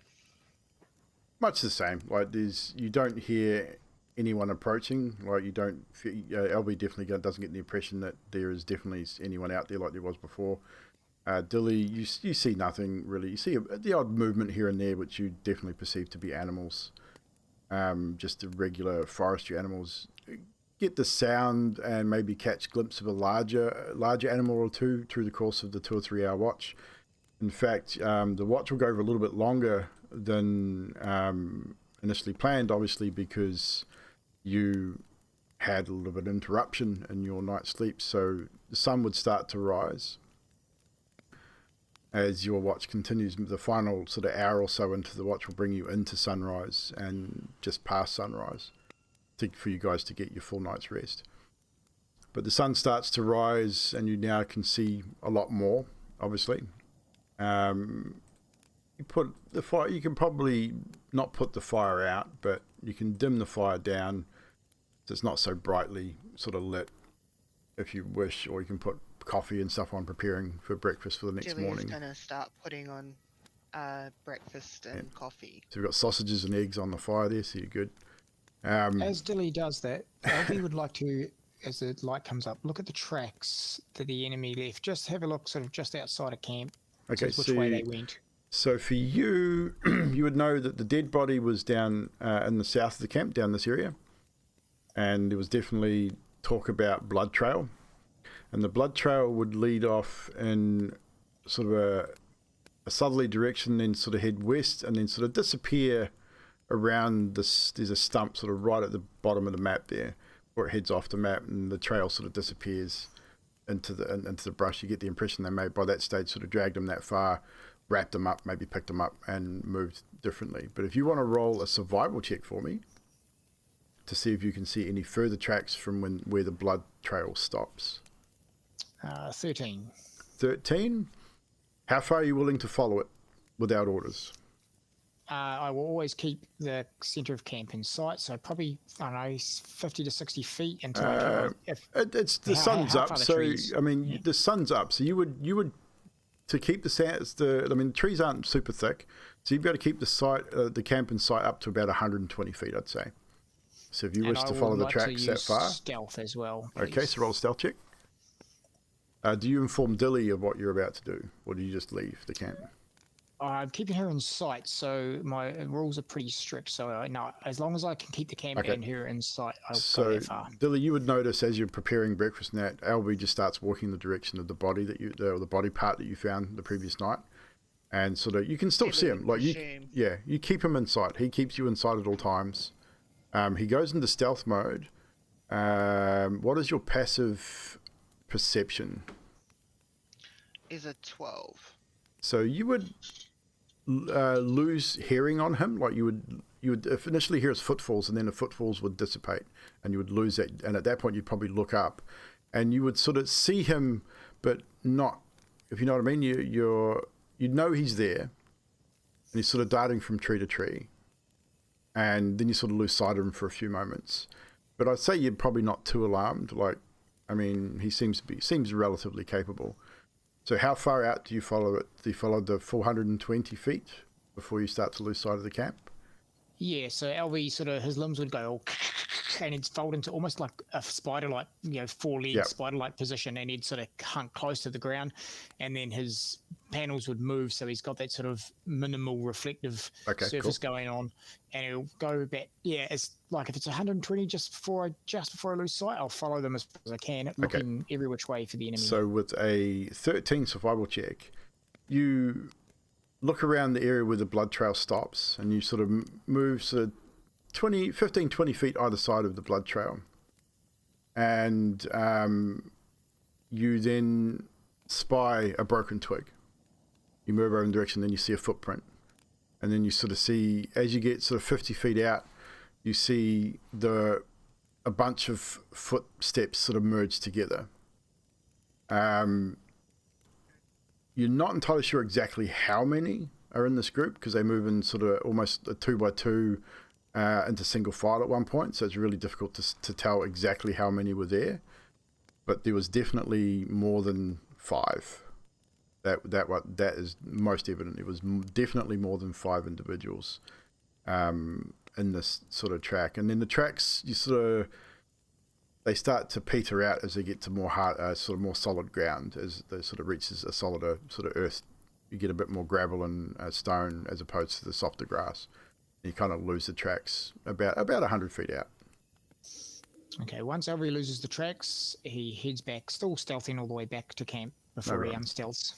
No problem. You return back to camp. By this time, everyone else would be awake. You would all gain the benefits of a long rest. So you can mark those off your sheets. So make sure you do that. Regain your ability to cast spells. Various.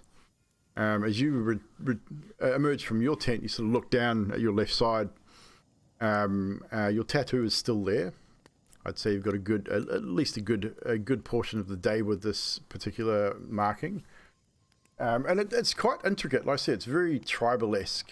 I'd say Various may have seen something similar on maybe some of the tribesfolk of the Fey realm. There would have been fairies and maybe gnomes and such in the Fey realm that were more tribal type beings that would have had similar markings. So it's very tribal-like across the board. Dilly is going to take Coffee over to Oo's tent because he's the only one that hasn't technically woken up. Who's targeting Ooth? That would be Ooth targeting himself. himself. Ooth targeting himself. Good one, Ooth. I couldn't get the door. She'll knock on his, kind of tap on his tent so it makes that rapping sound as you do on canvas. And she'll put her arm in with a coffee cup Ooh, coffee. Yeah, We so have Thank you. alt click to to have a untarget yourself, dude. Not the door. Oh, I didn't do that. as I'm handing the coffee cup, Oh god. you realise there That is a was not discussion me. to be had. It's That's a Tolvier playing silly buggers, I oh think. yeah, absolutely. I can solve that problem. A discussion needs to be had. Oos. A discussion about what? Take your coffee and get your ass out here. All right. I'll just move you all around the camp at this point, just for good measure.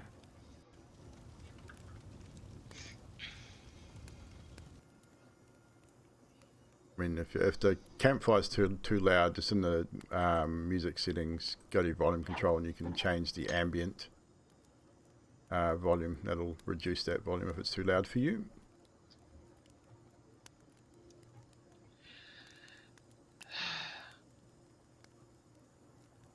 So Corporal. what's happening? Mario sort of yawns. I don't know. Corporal? And I'll look at Oos and back at him. Would you like to explain the note that you have obviously read the oath? It's a mistake. I'm sure of it. How about you start with telling me who they are? I have no clue. As tall dude there said, they're slavers, and I may have had a run-in with them. I mean, I know them as slavers. I mean, they could do other things, I guess. Yeah, I'm pretty sure they do other things as well. Are What? you a Sorry? slaver? Are you a slaver, Oos? No, definitely not. Did you work with them? Various writes down maybe slaver. No, have never worked for them. Slaving is against the laws of paradigm. Shall I assassinate? Do I believe Roll insight. I'm gonna ask Oos a question. Have you ever crossed them? Tolvier, it's kind of hard to read. You're not entirely sure whether he's telling the truth or not at this point. Define crossing them. I've crossed their path, yes. Have you swindled them out of a lot of money? Have you put them up against the law that they probably don't want to go into? I could go into another long list of things, but how about we just start with the basics and you give us what we need? I did some gambling with them and won some money. They just weren't happy that I won a lot. Because this is Dilly, she's not going to call him out one way or the other, but she's got to know one if she thinks that there's something else with it. If you think he's hiding something, roll insight. I would say, Booth, your choice whether you roll deception or not. If you, because I know what the truth is, and so do you. So I'm sort of a little torn here whether that's deceptive or 16. not. 16. What is your insight, Dilly? Dilly got a 13, so she's sitting there. She's not sure one He's not way sure. or the other. No, he's really relatively hard to read. Like he's definitely nervous, which could be making you believe he might not be telling the whole truth. You can see he's kind of shifting in his place, and his eyes are darting from from Tolvier to Dilly, then around the rest of the group as everyone's sort of watching this sort of play out. He's definitely nervous, but you're really not sure whether he's being deceptive or not at this point. I need to know what the...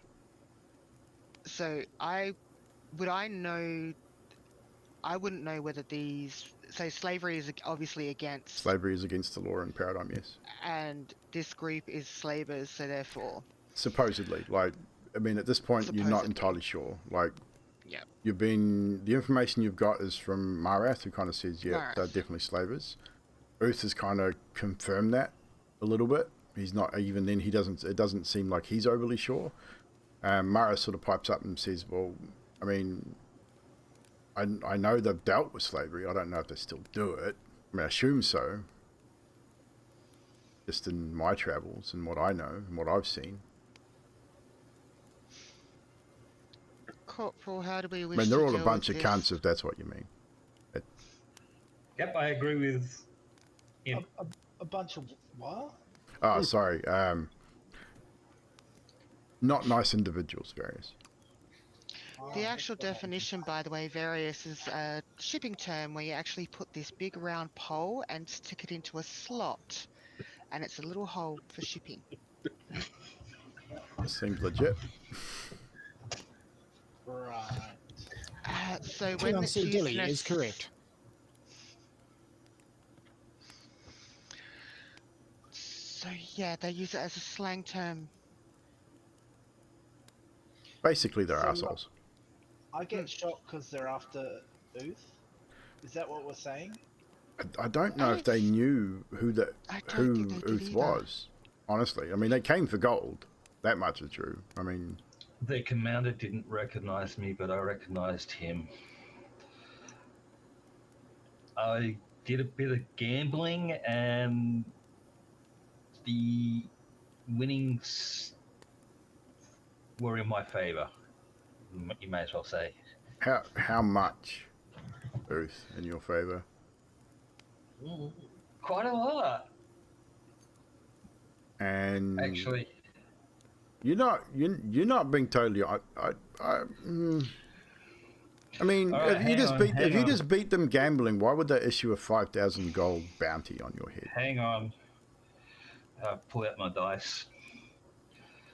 Anyone fancy a game of dice? Just no bets, just game of dice. It's not really. Humanly. Corporal? I mean, yes, the fuck? yes. How weighted are they? They aren't. Do you give them to Dilly to Yeah, inspect? Yes, absolutely. You don't need to investigate. You feel them in your hand. Anyone else who has a set of dice, you would. I mean, you've seen Dice Dilly. You've dealt with gambling in the inn that you worked for. There's been dice games in most inns. Gambling's not illegal in Paradigm. Now, So you would Dilly know is- a weighted set of dice if you'd seen them, Yeah. and they're fine. So They're legitimate. Dilly feeling them and feeling that they're not weighted and extremely in his favor. Dilly's thinking back to the day before when she cast Detect Magic and the reason why she cast Detect Magic and how she On the looked stone? suspiciously at Ooth. And she'll hand them back. So I will get Show Dilly to me. roll an intelligence check to see, just a base straight intelligence check. Let's see how much Dilly can put 2 and 2 together.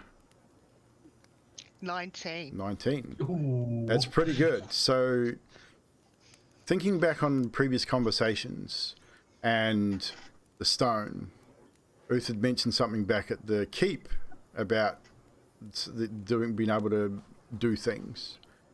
And yeah, so you're definitely getting a feeling you know exactly what's about to happen. So Uth, what is your game here? How are we going to roll it? What are you going to do this? So you're going to just roll the dice and predict a number, perhaps,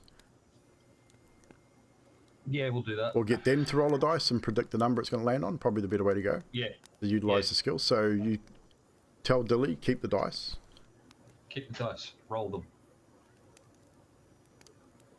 Okay, Dilly will roll them. So before you roll them, Dilly, Uth, are you going to tell Dilly what it's going to land on? Snake eyes. So Uth says, bet you snake eyes, without doubt. Mara sort of looks over and goes, never going to happen. But Dilly, you cast the die.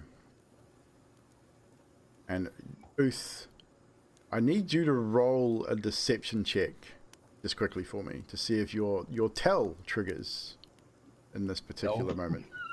With an 8. So as you cast the die, anyone with a passive perception above 8, which I think is everybody, you watching Uth and he's got his hands clasped together in front of him, but you watch his left eye it just twitches ever so slightly at the corner of the brow, and then you watch the die. They roll and then they stop and they roll just that one more time, and roll over to double one. Snake eyes. Extremely in your favor. So what you're telling me, Uth, is that you cheated some very dangerous men, a large group of men who resort to slaving out of a lot of money, and you thought that was a good idea. Well, At the that sounds time, like- yes. It was Yeah. very lucrative. Well, you're a part of the military now. Are you hiding in the military? Good Uth. Yes. I mean, he's not hiding very well if he gave his real name to the military, and that's the name those bandits had. You don't exactly have to be smart to still hide. Sometimes hiding in plain sight is the best way to See? go. Exactly. Like, yeah. However, And- you need to be smart about it. And to be fair, Uth, you had no idea who they were or what they were about when you were gambling with them as well. You've only learnt since then of their not so much their name. You don't know their name. You don't know you just know that they have a tendency to hurt people when they don't get their way. Those are the rumors that you heard before you went into hiding. In the 2 years or so you've been on the run, the green sash, definitely.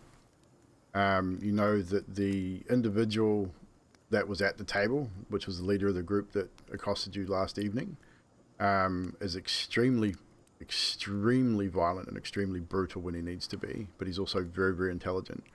And now I can describe, I should have described him. I haven't got his token up, I suppose, but I didn't describe him, but he was not human. His face was covered, but you could see the color of his skin clearly in the torchlight. It was more of a sort of reddish colored skin. You couldn't really tell anything else. Like, they had gloves on and stuff like that, so it was kind of hard to tell anything else apart from that. But his eyes were very reddish as well. So he definitely was not human.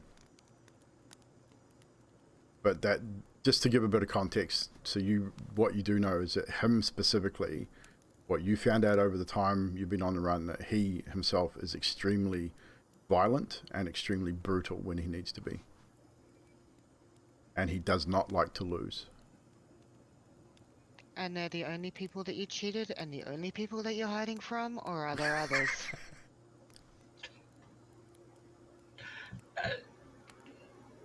Okay, let me put it this way. Is there anyone who...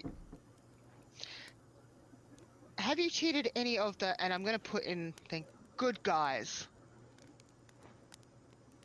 You know, like the militia, people of Verlond, people that would make you actively technically a criminal, not just a criminal against criminals, a criminal against general folk?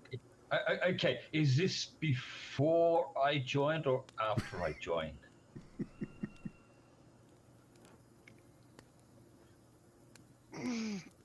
Tilly's rubbing her forehead. Let's just say you've cheated a lot of people and you have no idea whether they were good people or bad people.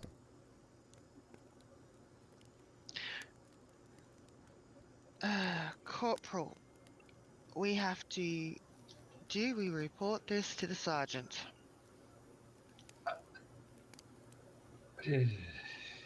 Bearing in mind, Oath, the fact is they are against the Queen and Verlond, and they're doing something illegal. We don't have to tell him why. We can... That's... Well, look, all I can say is they were there just for the gold. They weren't there technically for me. I will let the corporal make that decision when we get back to Verlond. Because if they were there for me, it'd be a whole different story. Tolvir reaches into his bag and he pulls out the hooded cloak that he has in the picture on the stream. He hands it to Oath and says, "Pull this over your head. As far as I'm concerned, you cheated people who are against my queen, our queen. And this happened before you joined the militia. The militia takes in bad people and good people. You are our brother, so we will protect you. The hood is so you can pull it over your heads and people won't recognize you. We'll deal with this later. And as for the sergeant and the no, The sergeant knows that we're taking criminals. If you remember Blondie, he was accused of breaking into the Queen's throne room, and he was given the option to serve. So they didn't kill him for it. So what you did before you joined is irrelevant. Dilly's gonna go, Corporal, can I have a look at that parchment again, please? And he'll hand over the parchment. And she'll accidentally let her hand open and let it fly into the fire. Noted. Whoops! And I'm so sorry. within a couple of I'm so seconds, sorry. it disintegrates in the flame. Mara sort of just grunts and just says, I like killing him. Good. How much did they want for Ooth? That's a lot of money. I'm not saying I was. Sorry, Ooth. I didn't mean it like that. Mara just claps you on the back and just grins at you. And he sort of leans over to you and says, it's crossed my mind too, mate. It's all good. Dilly's going to whisper into Varys's like close contact session. Don't worry, it wasn't far off a point for me either. As far as I'm concerned, there's no evidence he's done anything wrong. They're enemies of ours, so case closed. There's two more things Please. I want to deal with. May I add something before you go ahead? Oost, can you let us know next time if you have anyone after you so we can at least band together? Secrets like that get us killed. Okay. Thank you, Oost. Please proceed, Corporal. I apologize. Tolbert pulls out 60 very burnt black-looking coins, and 50 to Delhi and 10 to Booth. Said, this is what you lost last night. You hang on to them. I don't deserve it. That's all good. Corporal, I don't have a bag to put them in anymore, so... Dilly is going to take the blackened coins and she's going to wrap it up in the green In the green sash. All right. green sash, and I'll have that noted. Yep. Just note it as separate from your own. Yeah. Booth, you accept the 10 gold from No. Tolbert. No. Tolbert, do you order him to take it?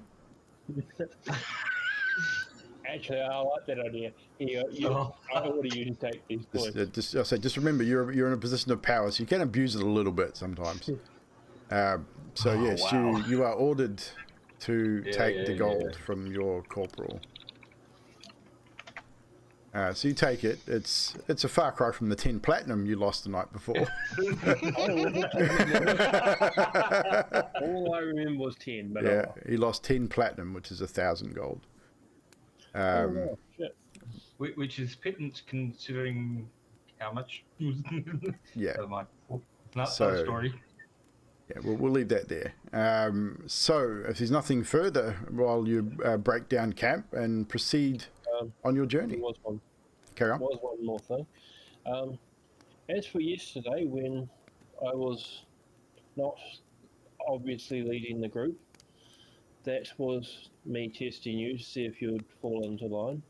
And some people flew around and some people stayed back. So today we'll march in a line of 2 sets of goats and That's how we'll do it. Affirmative. As you say, Corporal. Marath Told and you Dillian. Albie's keen on marching. That's alright, we'll be marching on goats. Marath and Dilly at the front. Booth and Various in the middle, and myself and LV at the back. Thank you, Corporal. Right, yeah. So you proceed to break down camp, pack up your tents, your bedrolls, your equipment, you re-armor, organize yourselves, you mount up, and you head out. And Toby's taking the arm as well. You're going to take the arm? Yep. Are you putting it in your bag? Are you going to wrap it up? Or how are you dealing with it? Let me know how you're dealing with it. I'm going to stick it in my bag so it cannot be seen. Okay, so you're not wrapping anything? You're just going to put it in your bag? I'll put it in my bag, yeah. Okay, so just... And as a, sorry, Dean, Where you as a go? breakdown camp, I just wanted to jump in before we all get on the horses and roll away. LV would report to Corporal Tolvier as he's taking the arm and wrapping it up, and LV would say, Corporal, I have a report of the night. Speak. He goes over everything on watch. Obviously, the stuff he did, you know, about the attack, he doesn't. He leaves, and then he says, "I also followed the tracks of the enemy to the southeast of here. There is broken twigs and footprints about 50 feet out. I would estimate 5 or more, hard to tell, as the footprints lead to the solid ground. Are we tracking, or are we continuing?" We must continue with the mission. Affirmative. I'm sure that if they're after Earth, we'll see them again. Also affirmative. Corporal, as a note, your soldiers aren't very regimented. They are wayward, and they do not follow your orders strongly. They speak out of turn. Is there anything you would like me to do to bring them up to speed?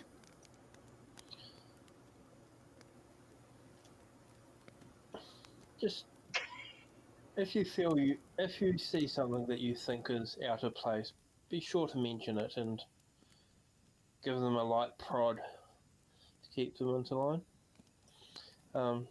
Affirmative. I mean, don't hurt them as such, but just make them aware of what they're doing. I am unable to harm any of this unit or anyone above me. That's good to know. Right. Anything else before we That is all. proceed with the rest of the next day's journey? So you break down camp. You start to head out. We will head back to our travel map. So you head out, and we'll stop our night camp. Stop the distant thunder. We'll stop the music there for a moment. You start on the road again. After a small, maybe an hour or so, you start heading west towards the Bastion as marked on your map. So you head sort of in this general direction through the forested area. Tolvi, I'll get you to roll a survival check for me.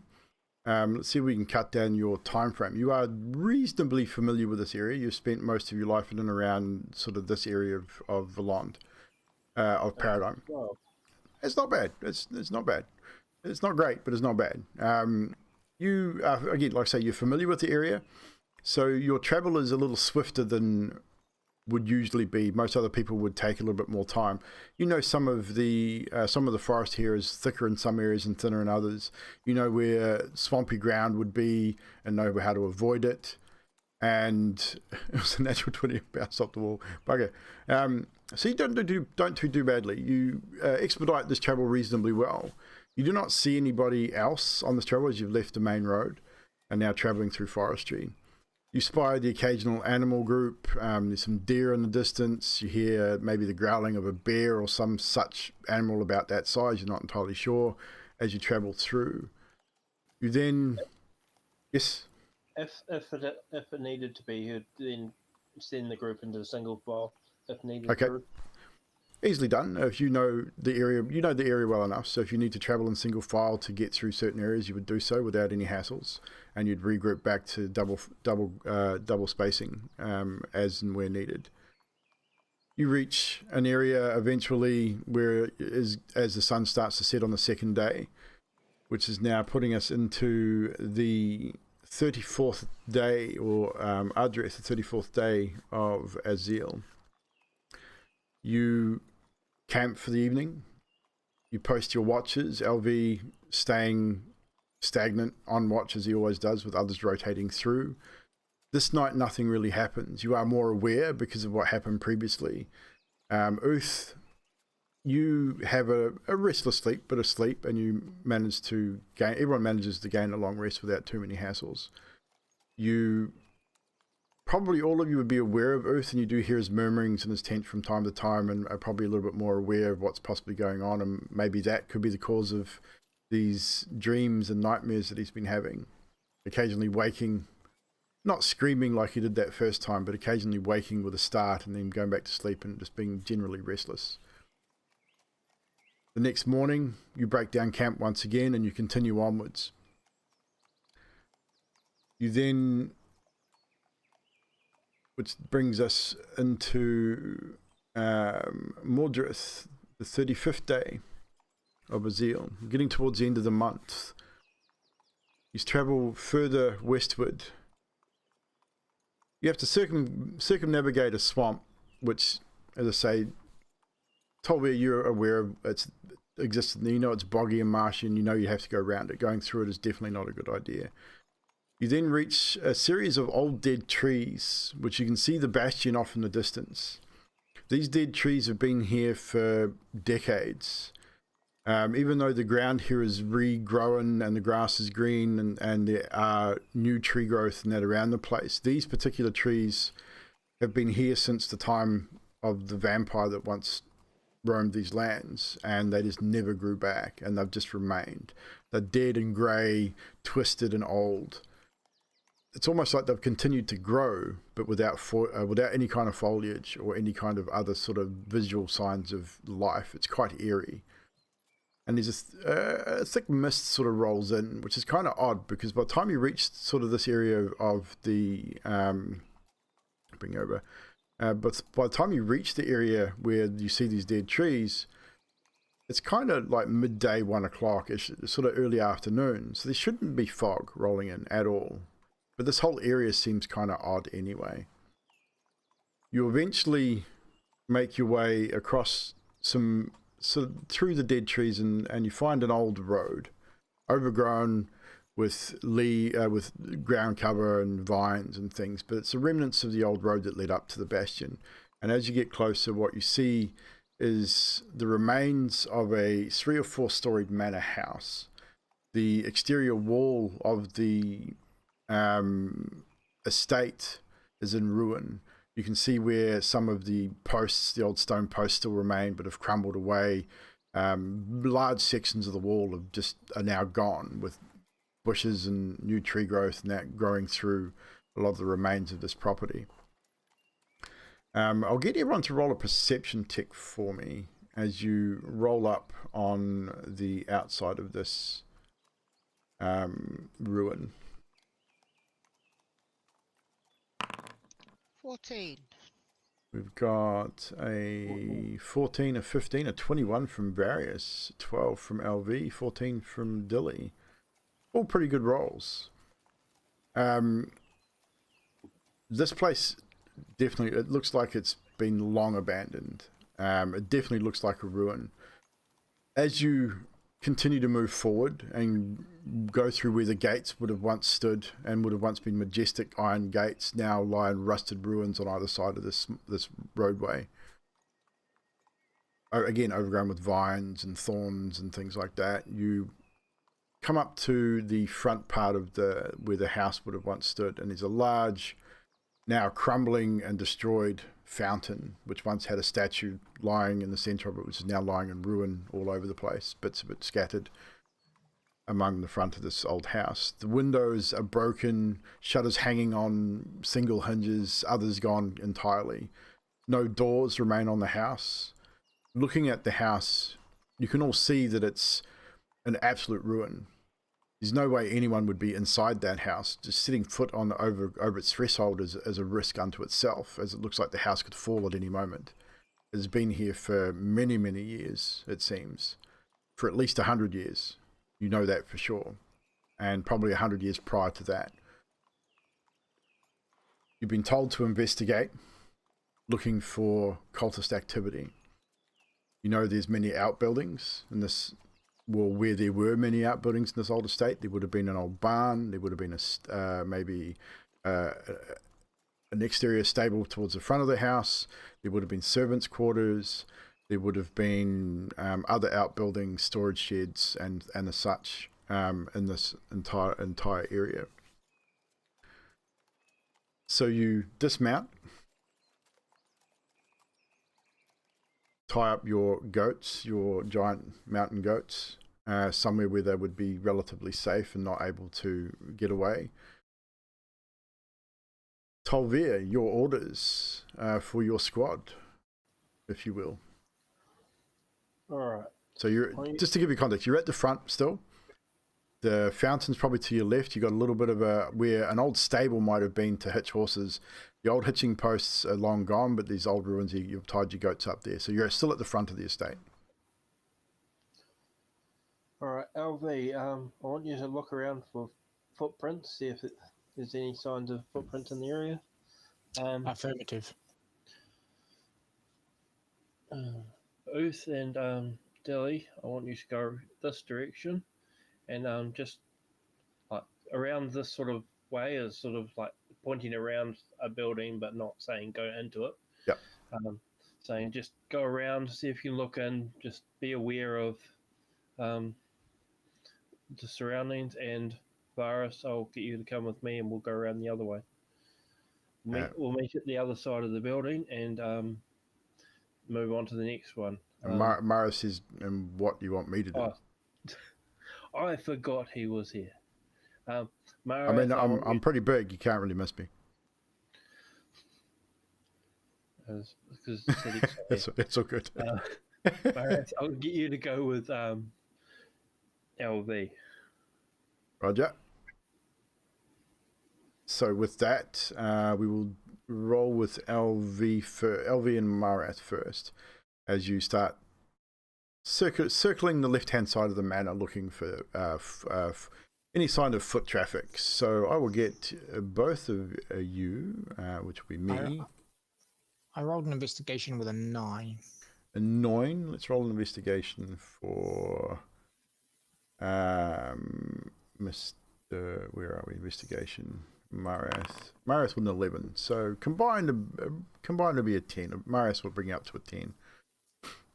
As you get around the left hand side of the manor, so you look, you look up, and yeah, this house is an absolute ruin. There's portions of it's collapsed. You see sort of further down the back there seems to be some old outbuildings on the area at the back of the house. And do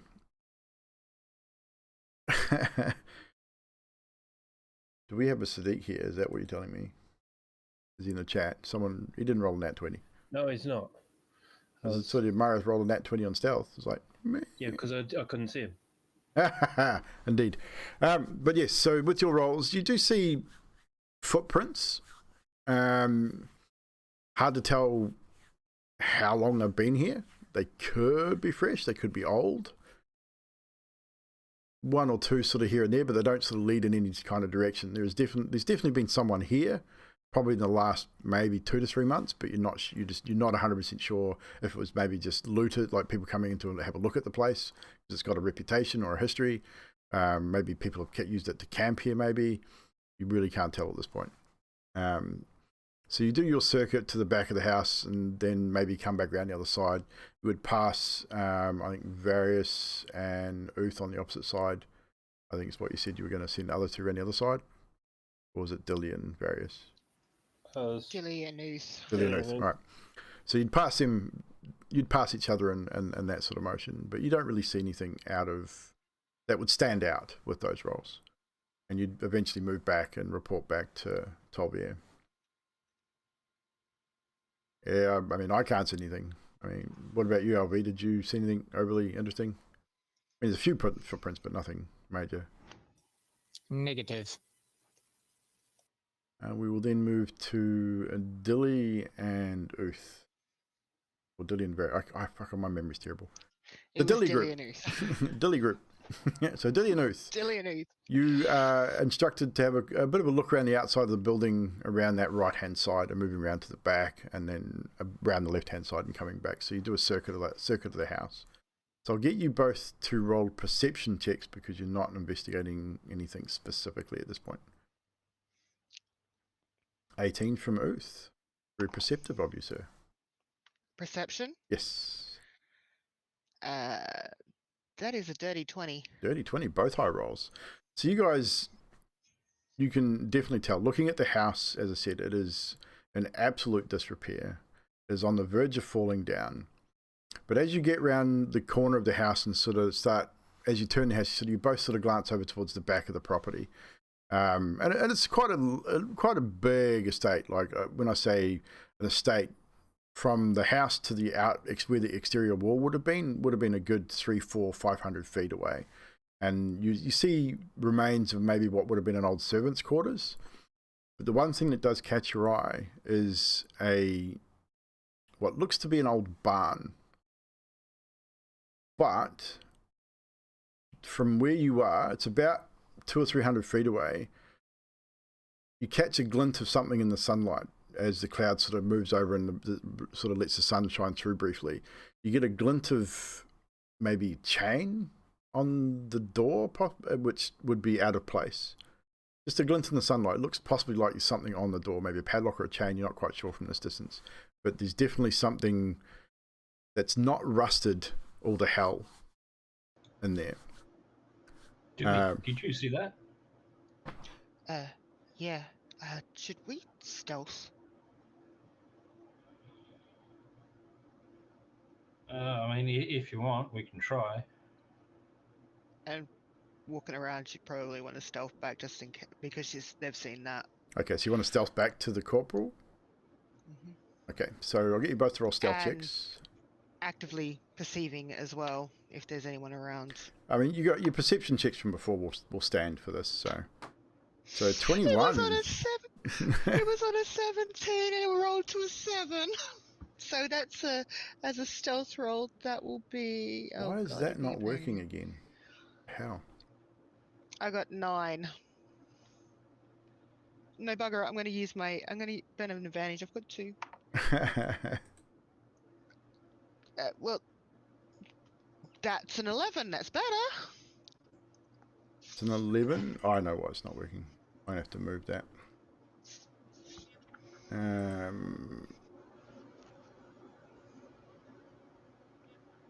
Anywho, so stealth checks. Natural 20 from Ooth. And Dilly, what was yours? 11.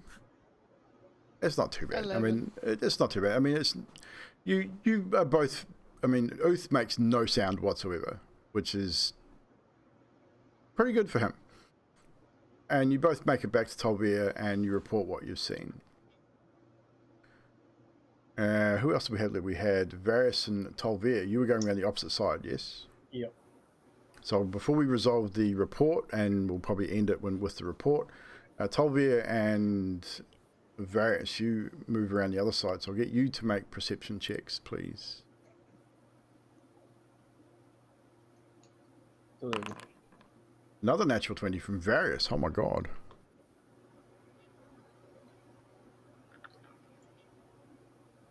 And Tolvier's with 11, so that's not too bad. But so Tolvier, you notice the house, definitely. You don't, and I'd say Varys, you notice the same thing. You notice the barn at the back. You probably don't notice the glinting of the chain, perhaps, but you notice that there seems to be on the left-hand side of the barn building, looks like fresh timbers have been put over a portion of where it was starting to fall in or crumble away and rot away. Looks like maybe a patch or some fresh timber on one side. It looks like maybe someone's patched that building recently. Do you think, Corporal? Oh, you mentioned would that, yeah. Why Well, would we you should probably patch check that? that out. Well, they did say there was definitely cultists this time, and not a wild goose chase like the last time. Okay, we'll head in that direction then. So you're gonna regroup first before heading there? Yeah, I'll look around to see where LV and Marath are, Yes. and Dilly, because I can't see. Yep. No, they would have all been back at the front, like where you left them. Right. They've all come back to there, so that essentially you've all regrouped at the back of the house. So as you regroup, you share information, and you now know a point of reference for your continuance of your investigations. And that's who we'll call tonight's session, guys. We're bang on 10:30. We're just over 10:30. So Baz has got to go because he's got an early start. And Drax generally has an early start as well. So we'll quickly get through our favourite moments. So we'll start with Drax. I'll start with Baz and then go on to Drax, and we'll move around that way so those guys can head off.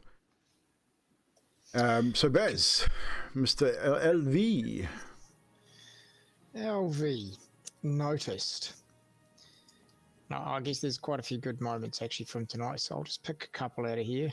Tolvia's memory, when we were talking about, when the group was talking about criminals and the group talking about Uth, and he says, well, Blondie was a criminal and he got put in our team. Exactly. So I thought that was a good memory thing. Indeed. I'd forgotten about that myself, and that was part of the story. So. And Tolvia talking to Dilly when he says, well, if I make you all a higher rank or a rank above me, I've succeeded. Well, I thought that was a good comeback for him. That's it for me. That's a few. No worries. Drax. Corporal Tolvia. I like Dilly's explanation of the C word. That was, yes, indeed. That was great. I had quite a few, but I'll just leave it with that because I'm sure they'll come up. No worries. Yeah, I mean, there's always time at the end if they don't come up anyway. Baz, if you need to take off, dude, you do that, man. We'll definitely catch you up. Yeah, well, cheers, guys. Thank you very much, everyone. Cheers, buddy. Bye. See you next time. Dilly, Miss Mina. I've got a few. One of them was Various almost throwing up when Marath squished with the natural 20. I actually wrote them down. LV saying the body temp, it wasn't a cool body tattoo. It was, average temp. It was your body temperature. It's not cool. Yep. And this is more of a player moment of the blunder of Trashy with the fire and everyone forgetting that Various put the fire. I forgot he put the fire out. I mean, that's a big one on me. I mean, Jesus. So they were mine. No worries. Various, a.k.a. Mr. Grim Realities. Tolvia explaining that he was testing us. I don't know if he was testing us, but I thought it was good.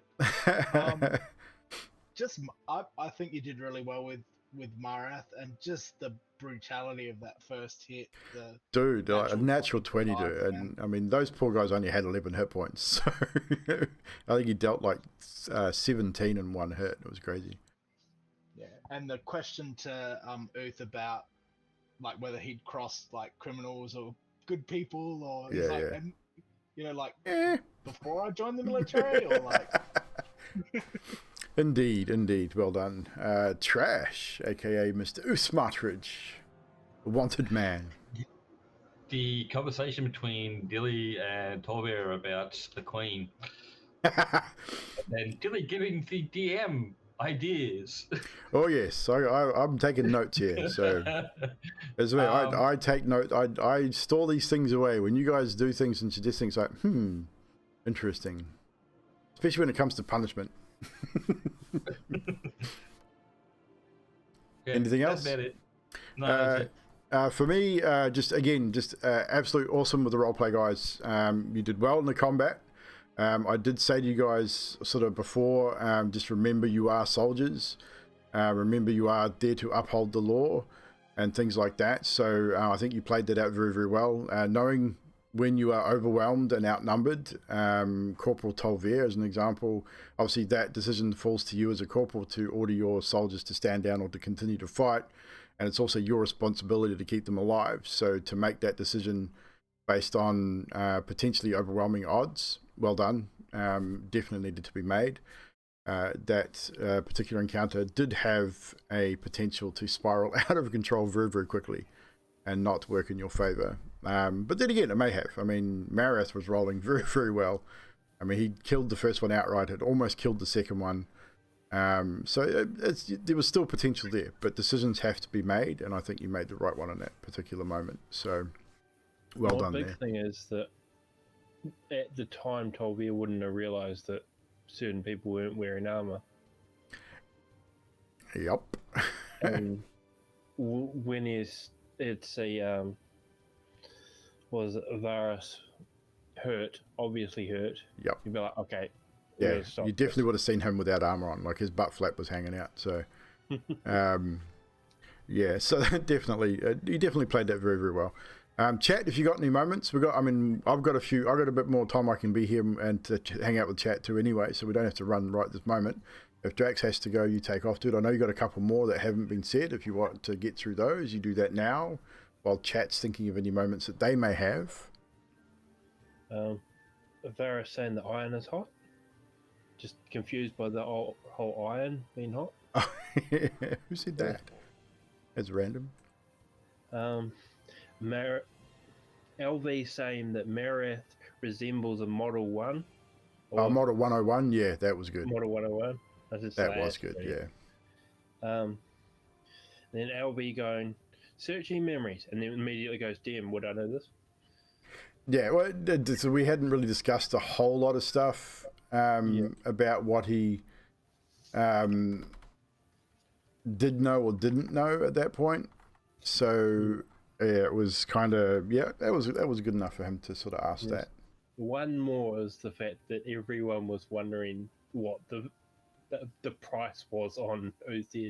Like Varus, like, how much was it? How much was it worth for him? And Maris like, I was wondering that too. And then Jelly's like, oh yeah, I was wondering that too. Dilly knew, but Dilly's like, when she knew how much it was, there was that flitter of, that's a lot of money. And it that is a would lot have of been money. But It yeah. is, definitely. Which but is why she's going. Yeah, I mean, you guys did well across the board. So I think the whole thing worked out pretty well. I have a question for the DM. Sure, shoot. Did the commander recognize me or not? You don't know. Did you roll for it? I rolled for it, and you don't know. Awesome. That was always going to be a dice roll. So nobody knows the trouble we'll see. Nope, nobody knows the trouble that Uther's got you guys into. Potentially. I mean, it's not, again, you look at it from that perspective, it's not entirely his fault. He does what he does, and he just happened to potentially upset the wrong people in that instance. Why would you give me a real name? They're just sore losers, that's all it is. I mean, Actually, it is what it is. I mean, with its like the fact giving him his real name. I mean, like you say, I mean, the realm is a big realm, and it's not as easy as looking up the internet to find out where someone lives or what their name is. So his whole name thing was just one of those things, I think. So it wasn't really that big of a deal. The GM's favorite moment, Chad. What's up?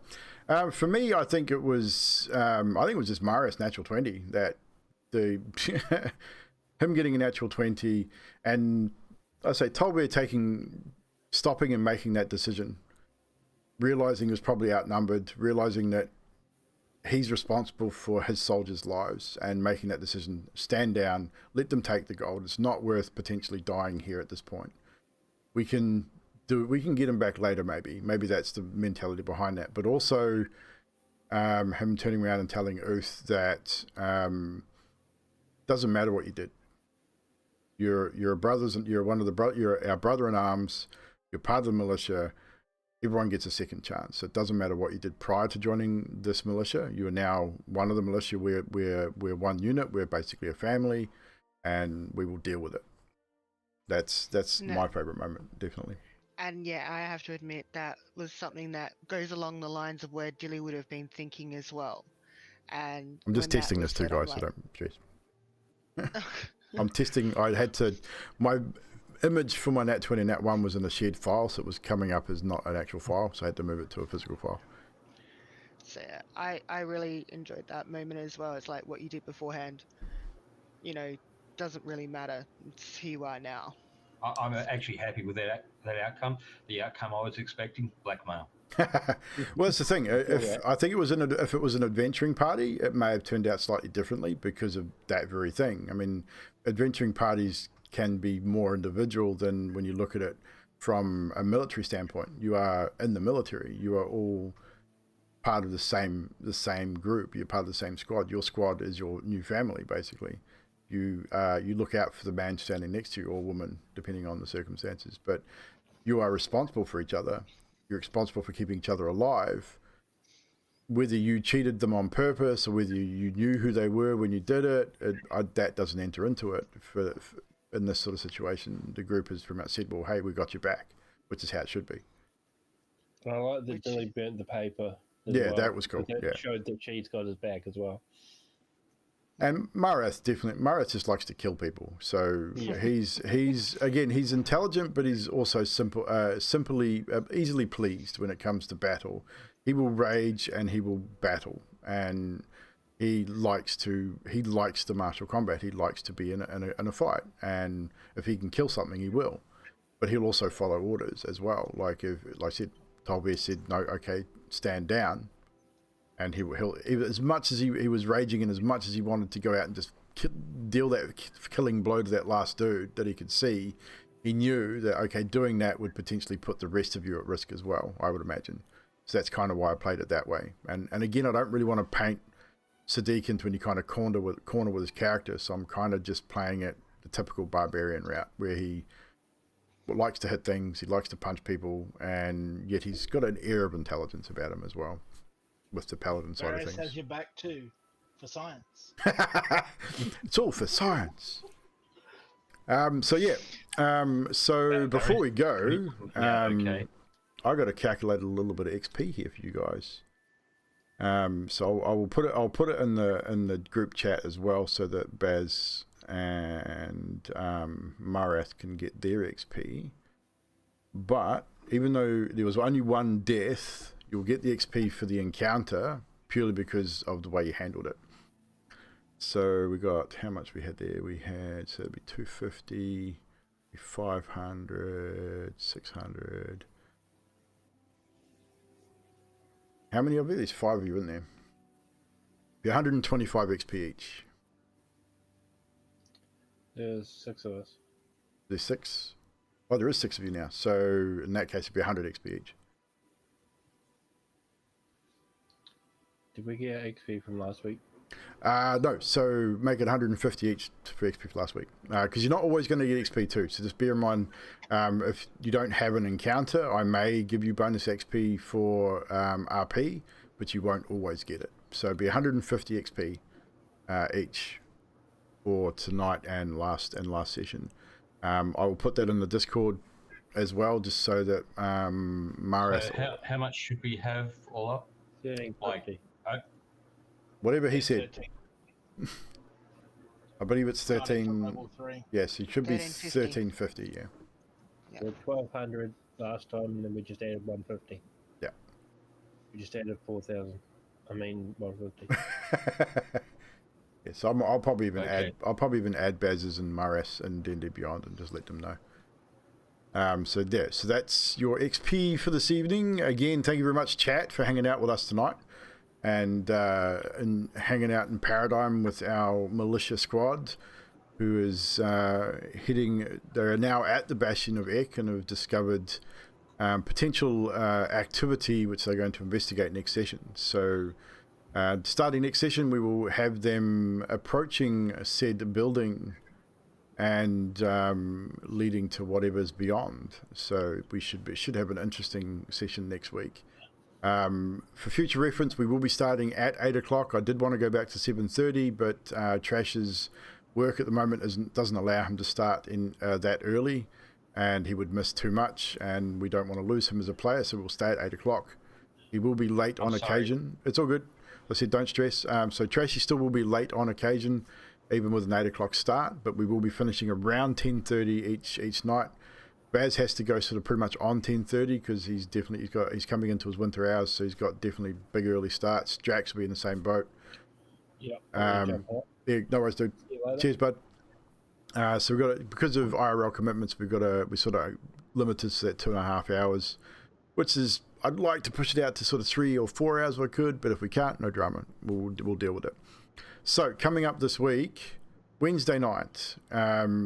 This coming Wednesday night, we're going to stream it. I'm going to get my players for my mini adventure to join me in another call on video. We're going to use the Paradigm video link, which I put in the group message. About the same time, about 8 o'clock, and we're going to get into Foundry, and we're going to run through the character sheet on Foundry. We're also going to run through targeting. We're going to run through the HUD that I've put in. We're also going to run through there's another little thing which helps with damage and stuff like that. I'm out, food. No worries, Trash. Have a good one, bud. So essentially we're going to do that and get everyone in and do a bit of a test, a bit of a play test on Foundry stuff, because the mini adventure is going to be all done in Foundry. So I want those guys to have a little bit more knowledge of Foundry. So definitely hang out for that, guys. Mina and Grim left too. Yeah,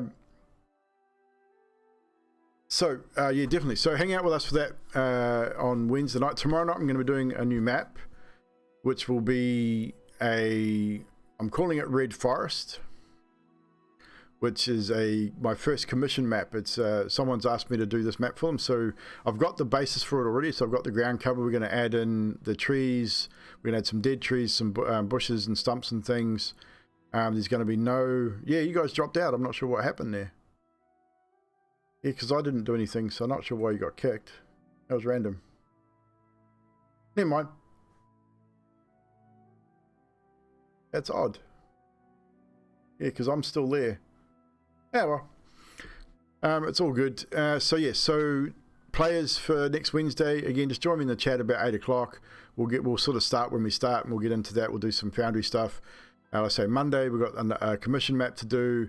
Tuesday night, I'm not sure what I'm doing yet. Probably more map stuff. Then Wednesday, obviously, we'll do the Foundry stuff. Thursday will be more maps. Friday, I'm not sure what I'm doing at this point. I will probably be hanging out in Yanti's channel, doing some D&D, watching some D&D over there, because I don't normally stream on a Friday. Saturday night, again, I don't normally stream, and then Sunday we'll be back here for some more Paradigm 2, Shadow's Embrace. So I would like to say thank you very much, everybody, for joining me. We should probably most definitely raid somebody. Let's see who is on the D&Ds tonight that we can raid. Yeah, are you on the call on your own now? Well, that's weird, because I didn't leave the chat either. Okay, that's just odd. That's super, super odd. We got Stormy Dragon's doing D&D. Oh, you're back. Hello. Hello. Yeah, I don't know what happened. Yeah, that was weird. Yeah, definitely weird. I'm just looking at someone to raid here. We've got Stormy Dragon. Stormy Dragon's Tavern, they're doing their session. They're about an hour and a half in. I think we'll raid them. So, like I said, guys, make sure you come back tomorrow for some map stuff. I'll probably make a start on the Amber Temple as well, because the commission map shouldn't take that long. And always shenanigans, Chad. We got shenanigans all over the place. So be back there for that. Wednesday we'll be doing the Foundry stuff. That I'm looking forward to sort of get people familiar with their Foundry character sheets. I do have an option where you can switch that to a D&D Beyond style sheet if it becomes a little bit too complicated with the other sheets. Although, as I said, I have got a thing called the Argon Action HUD, which is a HUD very similar to Solasta, the video game.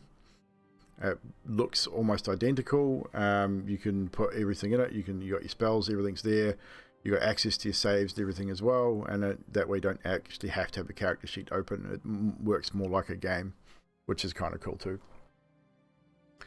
I noticed that my MIDI QL was working very well. Tonight was auto doing the damage on my NPCs, which was great.